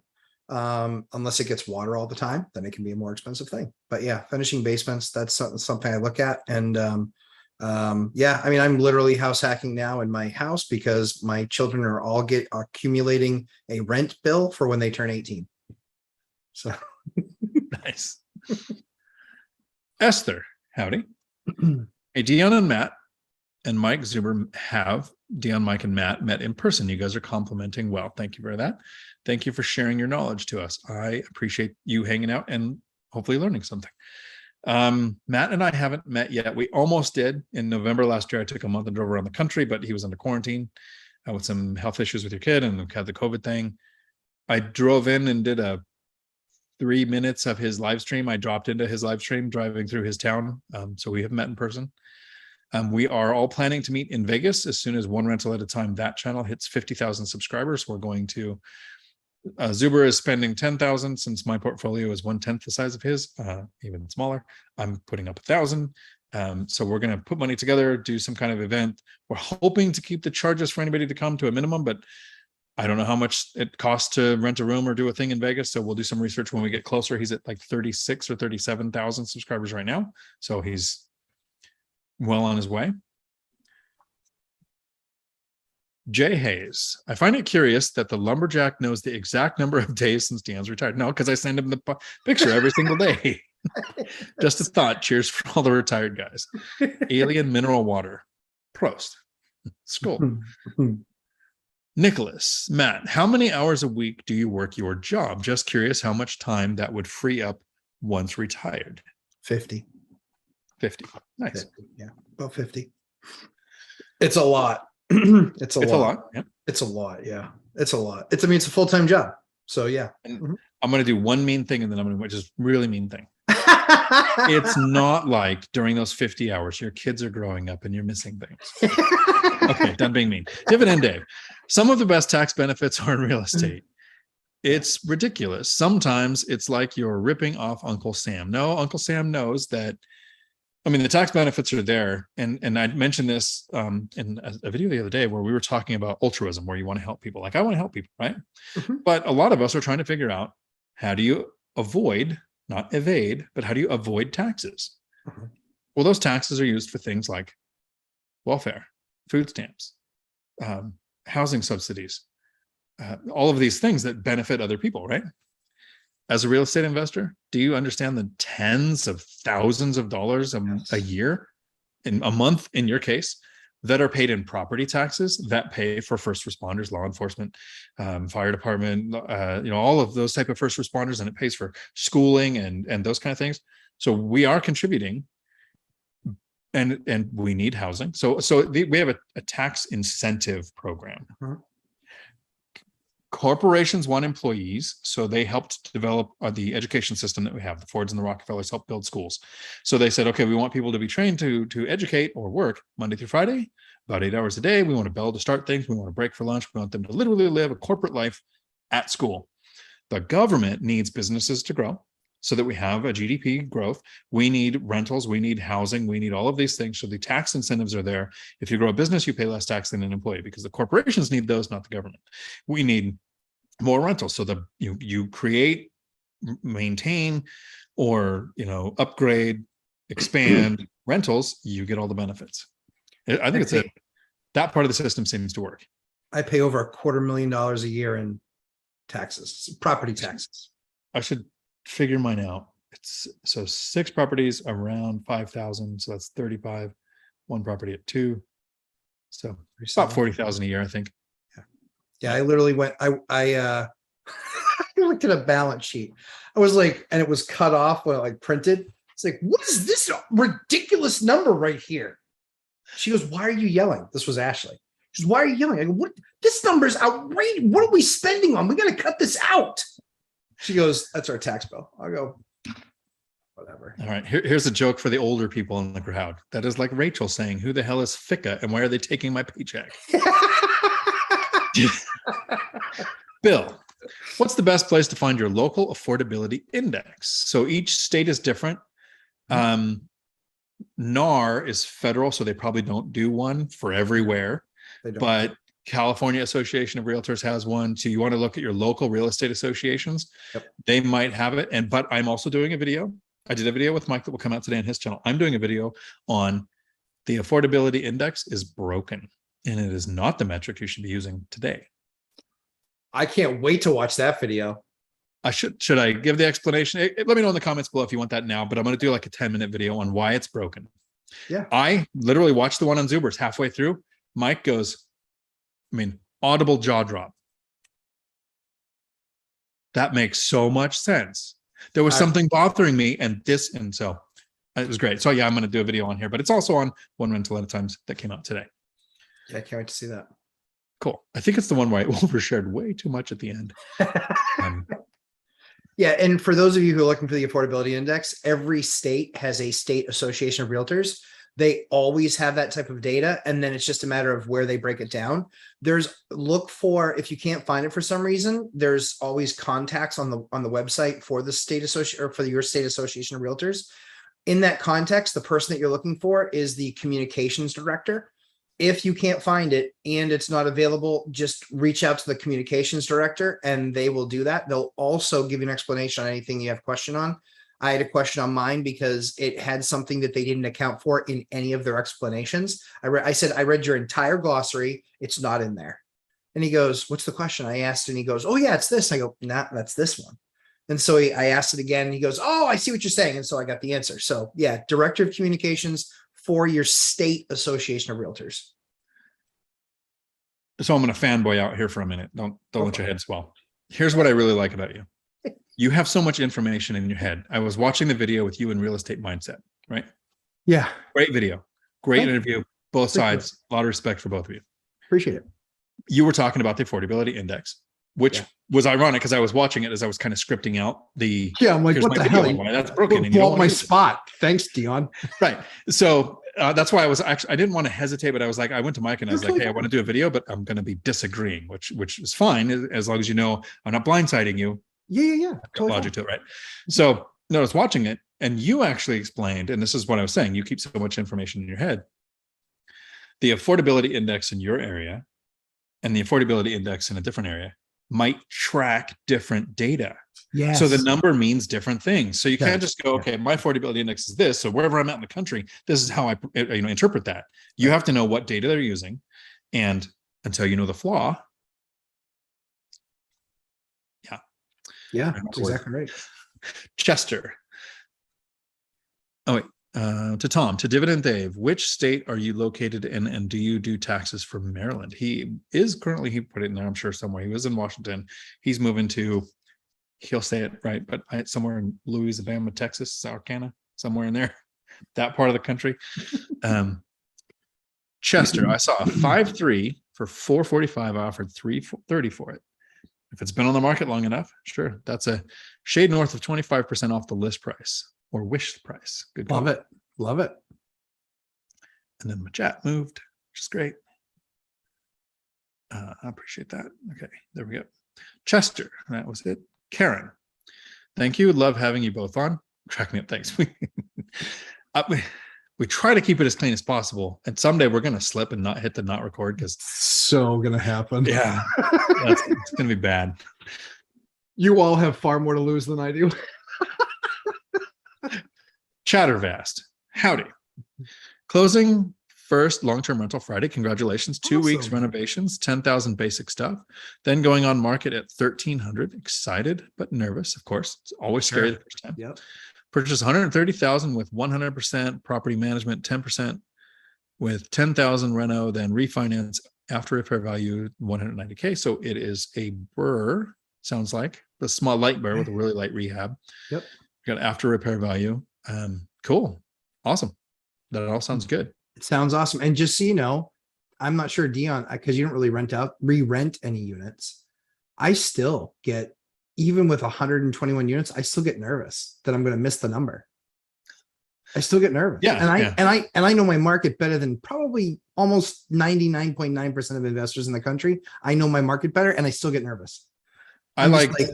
Did something change drastically since I last rented something? A few months ago, I did a video on how much a rental paid me in a year. So normally we're projecting what's my cash on cash return based on what we think is going to happen. Sure. But when we actually do an internal rate of return and we look back at the pay down, the appreciation, the cash flow, we get nervous when we're putting that tenant in place. But just like much earlier in the video, there was the person, how is for life changing if you're only making 100 or 200 a month? Look at it a year in the future from then and look back and you realize that it was way more than that. Yeah. We, year 2 and then on, I mean, it just, it's ridiculous.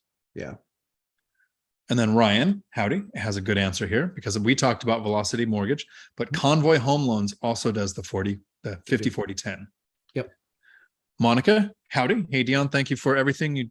Do you know anything about the 40-year loan where the first year is only paying interest, the first 10 years interest, and 30 years fixed rate at 6.5? So that 6.5 can change. You can buy it down. It depends on what the rates are doing this week. I had a couple of videos with Convoy Home Loans on this channel where we talked about the difference between 30-year fixed and 40-year fixed with 10-year. The biggest difference was you basically have to buy down 1 point to get the 40-year fixed. So basically, let's say you were going to buy down 3 points to get to the 6.5 or 3 points to get to 5 or whatever. You'd really be buying down 4 points to get the 40. So you have to run your numbers to make sure it still makes sense. Yeah. Yep. When you buy a point, it's basically, if you're buying a $500,000 place, a point is $5,000. It's like 1% the cost of the property. Yep. Points add up. They do. Somebody did a loan and talked about it. I think it was on Zoobs. That was like a 6% or 6 points to close. 6 points. Yeah, I heard that too. I don't know what it was, but I remember hearing that. I heard it. I wasn't in front of I wasn't looking at the chat. So I was just like, oh. And then Amafid puts up, howdy, Amafid. I know you're a real person. RCISOTC. RCISOTC. Over the counter? RCIS? Rent control is over the counter. Oh, I don't know. On rent control. I don't know. I don't know what that means. Arcostodic? Nope, it's not a word. Chester, Dion, yes. I have at least a dozen real estate books on Audible and minimum another dozen I have in my wish list. Perfect. Vatsal, howdy. Hey, Dion, how would you find a realtor in a new market? I'm moving to Denver next month. Referrals. Get to know the local investors and find out who they're working with. Try to read reviews, talk to people just like you would any other kind of contractor, but referrals are really, to me, in a new market, how I would judge anything. Like if somebody comes to Washington and says, I'm looking at investing in these 2 counties, I know the agents I would refer to. I know some agents I wouldn't refer to you. So I would want to talk to an investor like me that is working with current agents. Is there a trick that you would use, Matt? Yeah, I would look at the posted meetup groups. And I've actually done this. I don't know that I do it again, but I'll say what I did. So I was looking at a market that wasn't my own market. What I decided that I was going to do was look at units that were available for rent and then just call those brokers and see how they handled that rental. That's a good, yeah. So you could check that too. Yeah, that's what I did. And it worked pretty, I crossed 4 people off the list right away. Yeah. Cool name. I would never have thought about solid core doors or not having locking knobs on bedrooms. That's experience talking to us. Thank you so much. That's awesome. Yeah. Afro Capitalist. Do you fund any individual retirement accounts, IRA accounts? Before investing, I maxed out a 401k because I was trying to avoid the taxes or delay the taxes. once I learned how to invest, I dropped to just doing the match. Math says get the free money, but that's frustrating. I have a couple of videos on my channel about retirement accounts suck. And I have a long list of reasons why they suck. And the one of the, and I don't want to say dumbest, one of the frustrating things I hear is when I hear people say, well, I'm going to put all my money in my retirement account, and then I'm going to self-direct and buy rentals. Good job. You just turn passive income into earned income, and you lose all the tax benefits. And that's, I don't want to say stupid. That's not what I would do. Matt, I think you still contribute for at least the match. So I negotiated that I get the match, but I don't contribute. Nice.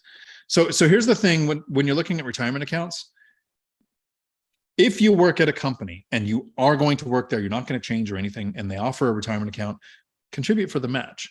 If you are between jobs or changing jobs and you're looking at two companies and one offers a 401k with a match, that's how you retain and recruit people who think a retirement account is important. Talk to the other company that doesn't have one. They probably pay more. They have X amount of dollars to invest in their employees. One is going to say, we're going to lower the wage, match for 401k. So it is a negotiation.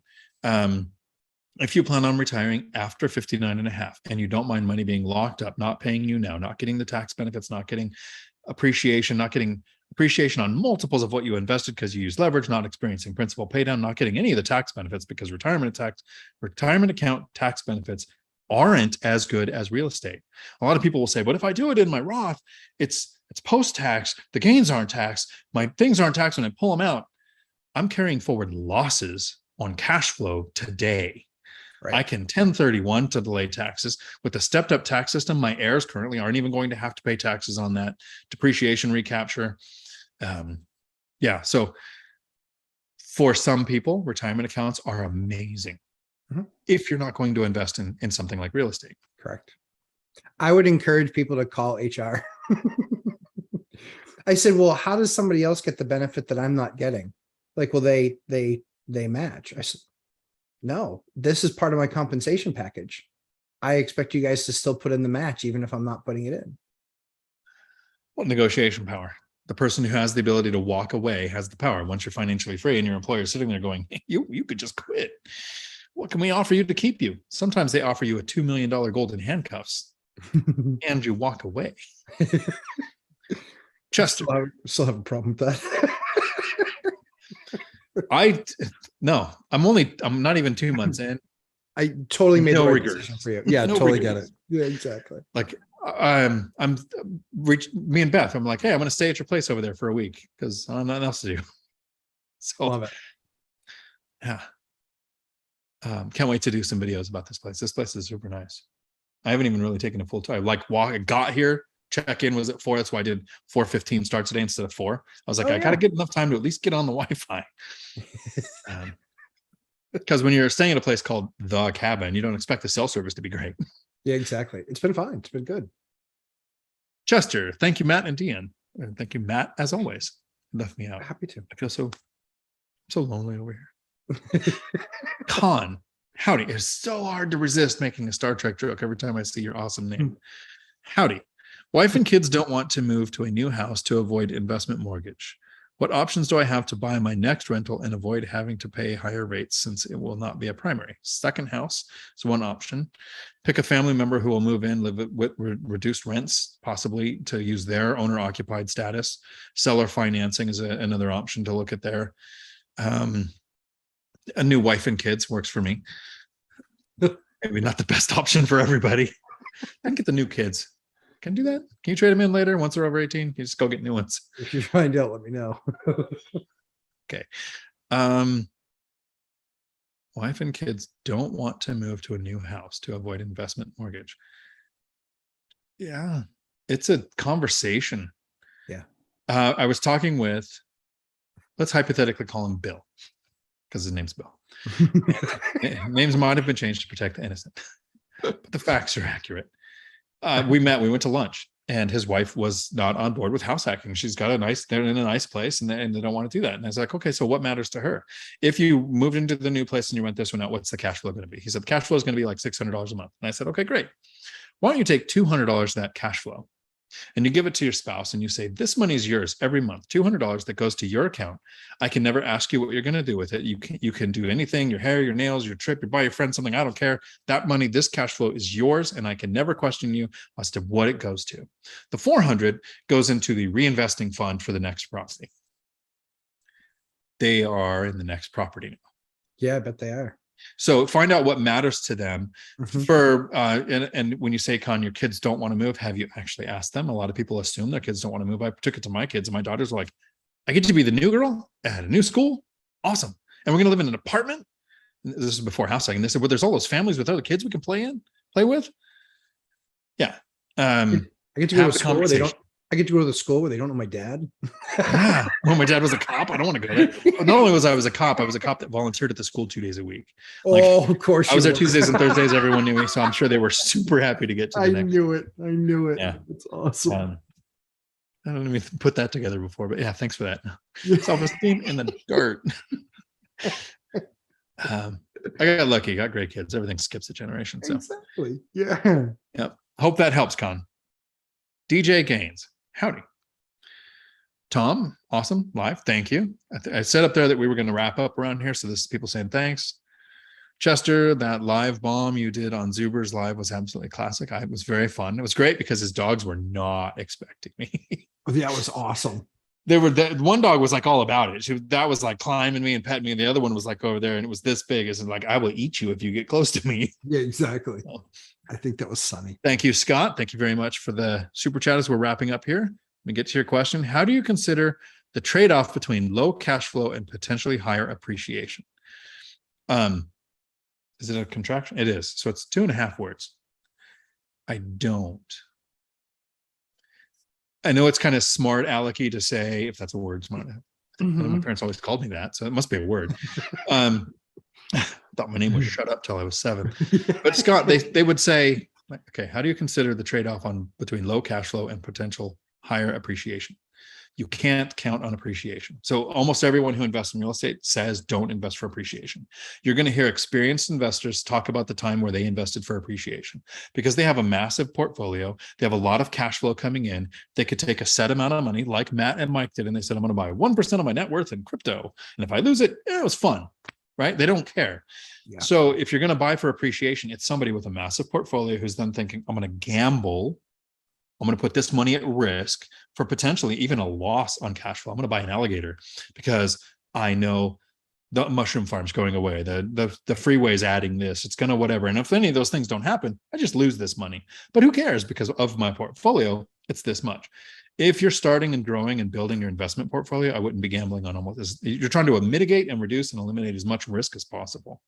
Yeah, the cash flow has to be there. And then the hope is that there's also appreciation. Right.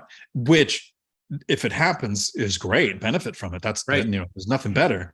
Yeah. But I wouldn't invest for it. I picked the right city 15 years ago or 17 years ago. I picked the right city. And because in the last 5 years, it was named the fastest growing city in the state 5 years in a row. So a ton of development came in. Everybody else prices went bonkers. It was crazy. It was awesome. But I saw a question. Didn't mean to laugh at you. Sorry. It's okay. But every deal that I bought for not for appreciation, but for cash flow. And now I'm seeing additional appreciation because I picked the right city. And it was one of those plans where they said, hey, we're going to basically double the highway. It's going to go from 2 lanes to 4 lanes on each side. And that was the big bottleneck for people who are like, oh, I don't want to go across the Sullivan Bridge. It's like, take a breath. It's like 15 more minutes. Not worth it. Oh, I know. $300,000 more for a house south of the Sullivan Bridge. That was worth it. And then sure enough, 5 years, they had already started the project. 5 years later, they couldn't stop the project. 5 years later, it happened. And then we saw this massive boom in rents and properties and everything else and developers and the whole 9 yards. And it's just been gangbusters since. I bought knowing that that was something that was possible, but every deal I had cash flowed the right way, even before, when I bought it. So. Right. That was my thing with the mushroom farm. That it had to cash flow to buy it. And then I would benefit from it if that did go through. What was I going to say? There's a opposite side of the coin. Sometimes it's a little easier to get really good cash flow in a war zone. Yeah, it's true. Right? Your cash on cash return might be great too. Yep. But it's not the best investment. If you can't safely go there, or you're not comfortable safely sending a property manager there to fix a problem, collect rent or something, even if the cash flow was amazing, there are areas I wouldn't want to buy in. You can go to certain parts of, and I've never been there, so this is just from watching shows like The Wire. There's parts of Detroit you can go to, or wherever the show was at, where you can buy a house for $1 or pay the taxes and then own it. Yep. If you could get it rented, maybe it might make way more money than that $1, but still not worth the risk in some areas. Yep, for sure. I passed up on a deal that was like a 24% return because it was the back wall of the property was 17 feet from railroad tracks. No one's sticking in that property after a year. Tom agrees that the live bomb was great. We should both do it one day, just show up down there. Chester. Yeah. A thought for next time, since the government wants to promote competition, why not promote entrepreneurship in school? I'd like to wait and see the video about the affordability index breakdown. Yep. Cool. I'll make that this week. I'll probably do a live here because it's top of mind awareness. They can't promote entrepreneurship and they can't promote trade schools in high school, because high schools get their funding based on how many students apply for college, not go to college, but apply for college. So until that metric changes, we're going to see things like DeSantis, or he's in Florida, right? The one that goes, you have to learn about finances in Florida. So it's a great move in the right direction, but until high schools aren't getting their funding based on college applications, it's going to be a lot harder to get entrepreneurship and logic into high schools. I don't think that anybody even know who would they get to teach it. You're right. No, I mean, so there's a really cool thing with there's Khan University. It's excellent. Well, there's adjunct faculty at community colleges where you can go in and you could right now just call them and go, here's my portfolio, here's my YouTube channel, here's what I'm doing. I'd like to come in, and you're going to make like $10 an hour or whatever your stipend equals out for the thing, but you can be altruistic and give a class on finances and real estate. So it's the thing. I don't know how they're going to get that funding to actually attract people who would want to do it. But you wouldn't want to learn from somebody who needed that money. Like, that's not the investor you want teaching. Exactly. REI stoners. This is the thing that made me laugh. Do you pronounce realtor with 1 or 2 syllables? I hear this mispronounced all the time. The reason I laughed is because I want to do a video with Zuber where I go, okay, Mike, hang on. Say with me. Just repeat with him. So you pretend you're Mike. Yeah. Matt. Okay. Say this. Say real. Real. Tour. Tour. Real. Real. Tour. Tour. Realtor. Realtor. Okay. Thank you. Because every time he 3 syllables it. And he misses it because it's in his daily update. And there's always some new viewer that goes, oh my God, you said it wrong. You said it wrong. It's just like a thorn in the side to realtors. Does he say realtor? Realtor. Realtor. Yeah. Like there's a U and an H in the middle, which it's just funny. I laugh, but I know that there's someone out there that there's things that grate on my nerve too. I'm out of water. This is a sad day. Strong water. So yeah. So thanks for asking that, REI stoners. It's realtor. Like it's realtor. Chester, REI stoners. It's 2 syllables. Yes. Nicholas Massey.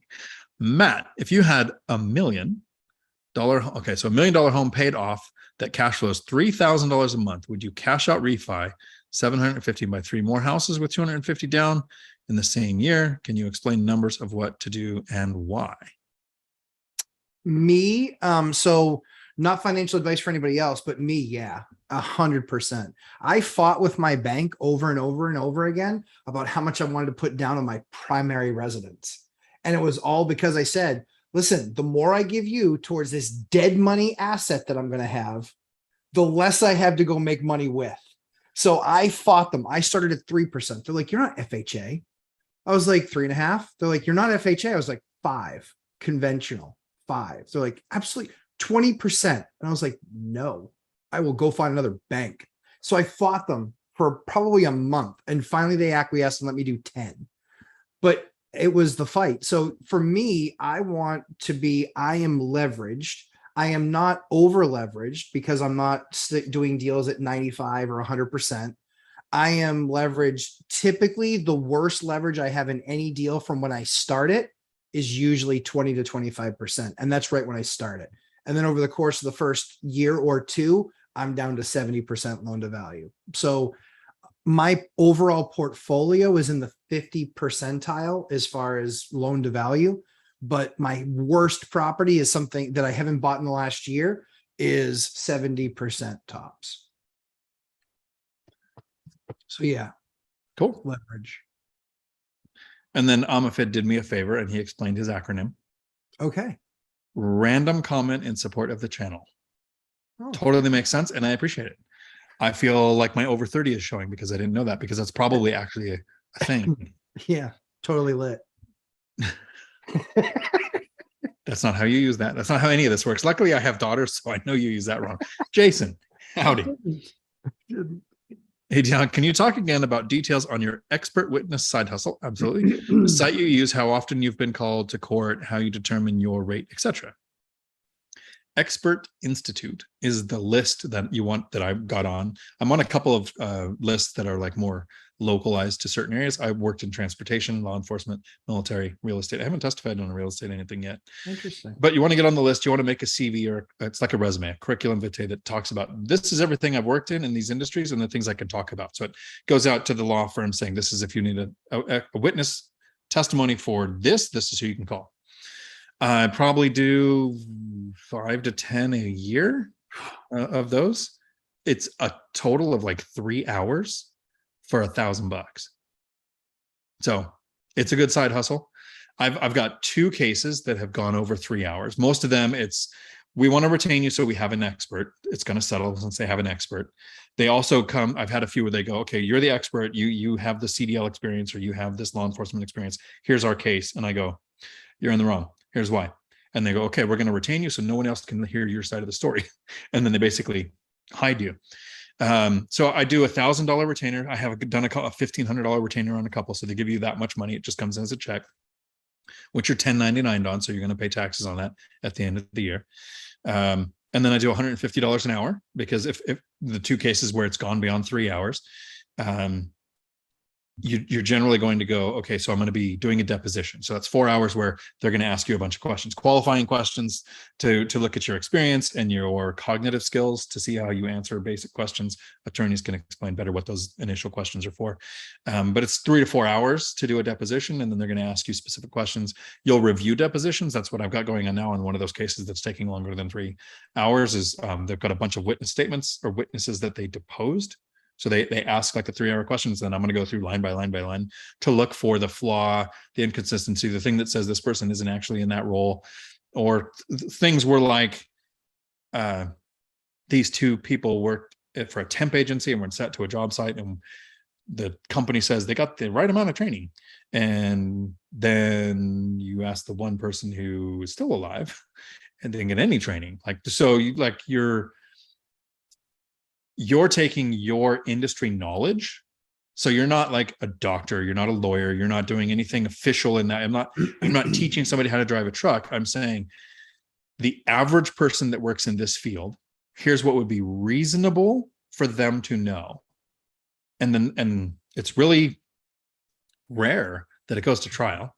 Almost all of those cases settle. Pretty easy to get set up with. The hard part is finding out contact law firms in your area and ask them, hey, where do you get your expert witnesses from? Is there a list in this state or in this county or this area that I can get my name onto? And then that's been helpful for me. But it's an extra $15,000 to $20,000 a year for a few hours of work. Ahmed from Chester, well played, good job. C Silver, real estate professional status once retired to help offset 401k taxes. Yes. Yeah, absolutely. Yeah. I mean, if you can, the biggest challenge is getting to that 751, because I think that's like 14 hours a week or something like that. So yeah, I wonder if that would work out for Social Security too. If you still continue to work in real estate, whatever it would take, maybe. Probably. Sam, howdy. Hi, guys. Follow up on the rent box. What do you compare your unit to? Apartments, condos, or just small multifamily? In my market, not many multifamily to compare rent to. So there's kind of an echelon to it, and you have to know some things for your rent box. Like, I always thought a garage rented for more And recently I found out when I really dug into the metrics that a carport in Washington state rents for more than a garage, because garages just become storage space. So people don't really care about that as much. I like it because it limits tenant turnover because they've got storage they don't want to move. But a carport is used in a state where it rains a lot. So you don't get the frost on your windows as much. So that'll rent more. So understand things like that. Do the research, because in some areas, apartments are going to rent for more than small multifamily and single family. And in my area, they rent for about 80% of that. So they'll rent for less. You do have A class stuff, B class stuff too. So there might be really high end.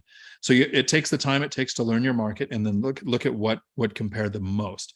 An example is Zillow does not have a way to list a duplex, a triplex, or a fourplex. They do not have a small multifamily button. They have single family house, townhome, condo, apartments.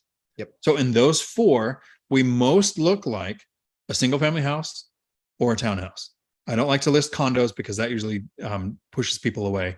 But a townhouse style or single family, because you have your own fenced off yard. So if I was going to do my fourplex, I would do townhouse because they're all next to each other like a townhouse. If I was going to do my duplexes, I do single family because it's, but at the first word in the description, all caps, duplex, and then all of the description, so that you quickly show, I didn't have a better way to list this. That's how they made me do it. Yep, totally agree with that. And then it's just charting. It's ABC area, ABC quality. It's those things. And then look at like Dion says, amenities are really important. You know, for us, it's off-street parking. In two of the cities, it's off-street parking, because a lot of the homes that were built and put in that were these old classic homes, they don't have driveways. People park their horse and buggy in front, and so they don't have a driveway. And so that's a big thing where we are with that, where if you can get more than one car per bedroom in the unit, it's worth significantly more. It's probably worth an extra, 10% in rent. Right. So you have to know locally what matters to people. Absolutely. Yep. Elise, fire me, please. Howdy. Dion, thank you so much for pointing out mortgage pay down. Never looked into that before. Did the math on monthly mortgage pay down on my portfolio last night, and that put a big smile on my face. Awesome. Yeah, I think I haven't done it recently. I did it like 6 months ago or something, and it was a little over $3,000 a month. It's like an extra little savings account that's growing every month without me having to do anything. Matt says, I would trade. No trade, Matt. Someday, Scott, but not today. But not today. Sorry. And then again, Scott, thank you for the super chat. We read your comment there. What was how do you consider the trade-off between low cash flow and appreciation? Jay, have a great weekend. Cheers. Sam, how do you deal with big lots on an acre or more on a rental? What is downside versus upside? Finding a tenant willing to maintain it, downside and upside. Some people want the space. Some people are like, that's 5 hours a weekend on my riding mower. No, thanks. The hardest part for me with space, which I don't have a lot on mine. Mine are usually just barely bigger than the property, enough to have a yard for an animal. But it would be making sure you're not renting to a tenant who is then going to fill it with junkyard status. Mm-hmm. Have your lease clearly spell out the number of vehicles, all that kind of stuff. Yeah, make sure that it's stuff like for not number of vehicles, but actively registered vehicles and actively registered equipment. That is a must, absolutely has to, because that can get out of hand real fast. 3 more payments, and that's my shooting car. Chester. Not a realtor. REI Stoners. Where do you hold your tenants' deposits? Am I to understand they can't be in an account that draws interest? They have to be in an account that draws interest. Yes. And that interest is technically the tenants. Yes. So you want to keep them in there. You have an account called deposits, and check your local area. Some states, they don't have to be separate. They have to be in an interest-bearing account. Yes. So if you have more than the amount of all of your deposits in your savings account, no one's going to care. But in some areas, it literally has to be an account with the bank registered as deposit account. So know your area. In Washington, you just have to have more in your saving account than the total number of all of your deposits. So we don't have like a regulation on that. The other thing that you have to watch too is number of buildings. if it's more than X number, so in our state, if it's more than X number of buildings, you have to have a separate deposit account. It can't be monies that are in your property account. It actually has to be a separate deposit account. Right. Sam, house has an additional metal building with electricity and water. Can it be converted to a living space? And is it crazy idea with the cost associated? I'd get a quote from a contractor and make sure you include permitting, see how your municipality is to work with, and make sure you cover things like egress, ventilation, like all those things. I would be talking to a contractor. People build ADUs all the time. If you have an existing structure, it might be easier on permitting because that footage is already planned for that. Adding living space might be the hurdle to jump over. Well, if it's got it has running water and drains, that's usually the biggest hurdle. Right. But electricity and water is already there. So yeah, those are the biggest hurdles. So then just permit it. Steve McLeon, howdy. Would you recommend new investors start with the end goal in mind? Follow-up question. So I'll go through that first. So there are steps to getting started in real estate that you can be doing before you're actually taking action. Learn how to save, and that doesn't mean just spending less. That means increasing your income, spending less to save and invest the difference, working on your credit score, talking to a lender to find out what your options are. Like all of this happens before you really jump in and start taking action on investing. But I am a nerd and I associate it like this. If you start playing a new video game, an RPG or an MMO or with other people, you look at how you want your character to end up. What is the end goal? That tells me what path to take to get there. You definitely want to think of your end goal before you start investing. If your goal is to have a huge rental portfolio, recycling capital is a powerful tool. If your goal is financial freedom with the least number of units possible, recycling capital is kind of counterproductive. It reduces cash flow and increases number of units. So knowing your end goal can absolutely dictate a lot for you. 100%. Follow-up question from Steve. How did you write down your vision board? I don't have it with me because I'm traveling at the cabin. I have a vision book. Any books you would recommend, Excel worksheets to get a better financial picture? Thank you both for sharing your knowledge. Thank you. So I have a vision book, a vision board. A lot of people put up things that they want. My vision book is it's a leather bound book about this big. Every property gets 10 pages. The goal is to fill all of the 10 pages, or at least fill more than what I had. I never really did the vision book of like put up a picture of things you want. Definitely Michael Zuber says this all the time, celebrate the wins. Think, when this closes, I'm doing this. When I reach financial freedom, I'm going to change jobs to the one I want, or I'm going to quit and retire, or I'm going to pick on Matt for not retiring. Whatever your actual life goal is, you can do it then. Yes. And in books or works, so there's one rental at a time, 15 conversations with real estate millionaires would be books to start with. I don't know about any worksheets that help. Learn how to run the numbers, go on YouTube University and look up all of the cash flow, how I run the number videos, and figure out the return. How much money would it take to invest in stocks to reach the cash flow that you want to be financially free? How much money would it take to invest in real estate to do the same thing? It takes more money to invest in real estate. It takes a lot less money invested in real estate to reach financial freedom. Yes. To use the 4% rule, I would need over $2.5 million to have my cash flow in stocks. I have 330,000 invested in real estate, but technically could cash out, refinance, and still have the cash flow to get all my money back. I have no money in real estate and be cash flowing 6 figures.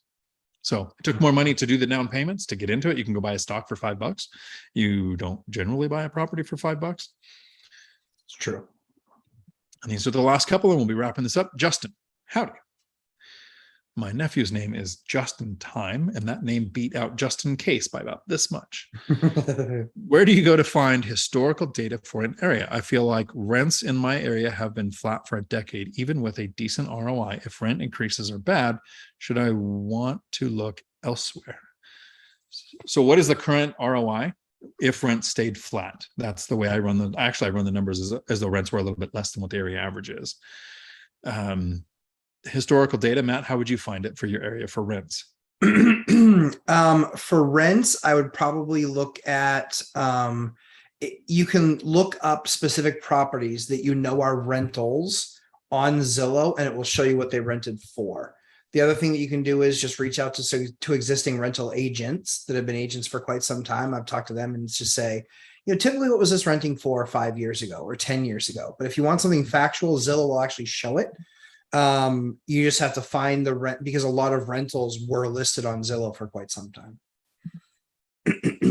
So on Rentometer, let me see if I can share. Oh, and the other thing you can do too is, and it's a little bit, people are going to laugh, but you can also, the largest paper in the area, you can also actually go to the newspaper company and access their archives and just look at the classifieds, and you can find out exactly what something was renting for 10 years ago or 5 years ago, because there's still landlords that actually run an ad in the classifieds. You can also go to Rentometer, which uses historical data. They only go back 48 months, though. See, that's that the I problem. see here. Yeah. So Yes, that's correct. You can go back 48 months to do this. The reason Rentometer isn't effective right now for knowing current rents is because it uses historical data. Even if you go down to 3 months, it's telling you what happened in the last 3 months and probably the last 4 months, because this month's data is being collected. Right. And when rents are changing 20 to 40% in a year, 3 months is a huge jump. 5 to 10% in a quarter. Yeah. So I would use it for historical data. I would not use it for current rents. Agreed. Yep. Okay. And then the last couple comments here. Sebastian. Hola, ¿cómo está? Hola, amigos. William Kraft. Howdy. Can you re-explain how turning a den into a third bedroom may still make it not classify as a third bedroom? Specifically, if you are on septic, your septic system can only support X number of bedrooms. On design, it's usually how many bedrooms the property has. So if you turn a den into a bedroom, you're saying, because in a residence, people generally it's 2 people per bedroom plus 1. So if you have a 2-bedroom place, they'll say 5 people can live there. If you have a 2-bedroom place with a den and a family room, they're going to say 5 people can live there. It doesn't add living space. So if you don't permit it and your municipality finds out, your tenants might not actually have to pay you rent, and you might have to give them the rent back that they've paid you. If you're on sewer, it's a lot easier, because the sewer systems can generally handle change in number of people easier without having to make a huge septic change. And if you permit it, yes, it can be new living space, which will then increase your property taxes. But I would do it legally so that a tenant can't later find out they're living in a room that doesn't actually qualify as living space. Yeah. That's correct. And then Steve, next Tuesday, I will be back at my place where I have my vision book. And I actually have, I think there's a video on my channel called The Vision Book. There is. Or how to motivate myself, where I literally broke down the book and how it works. But next Tuesday, if you could show up, it would be great. Or on Sunday on Matt's live stream at 11:30 Eastern, 8:30 Pacific, because we're doing it right. On the Lumberjack Landlord channel, I will not be home yet, so I can't talk about the book there. Sorry, I thought I was going to be able to. I'm not going back till Monday. So, but I'll be back next Tuesday, and I'll have it there. I'll open it. I'll show you examples. It literally breaks down the property. I have the loan, the refinance, the insurance number. I could be in Thailand and I could say, hey, go grab my vision book, open it up to this property, and tell me what the codes are to change the codes in a property to give to my handyman in case I had a tenant turnover while I was gone. Like, everything is in there. Each property gets 10 pages, so that, pretty much everything's on the first page.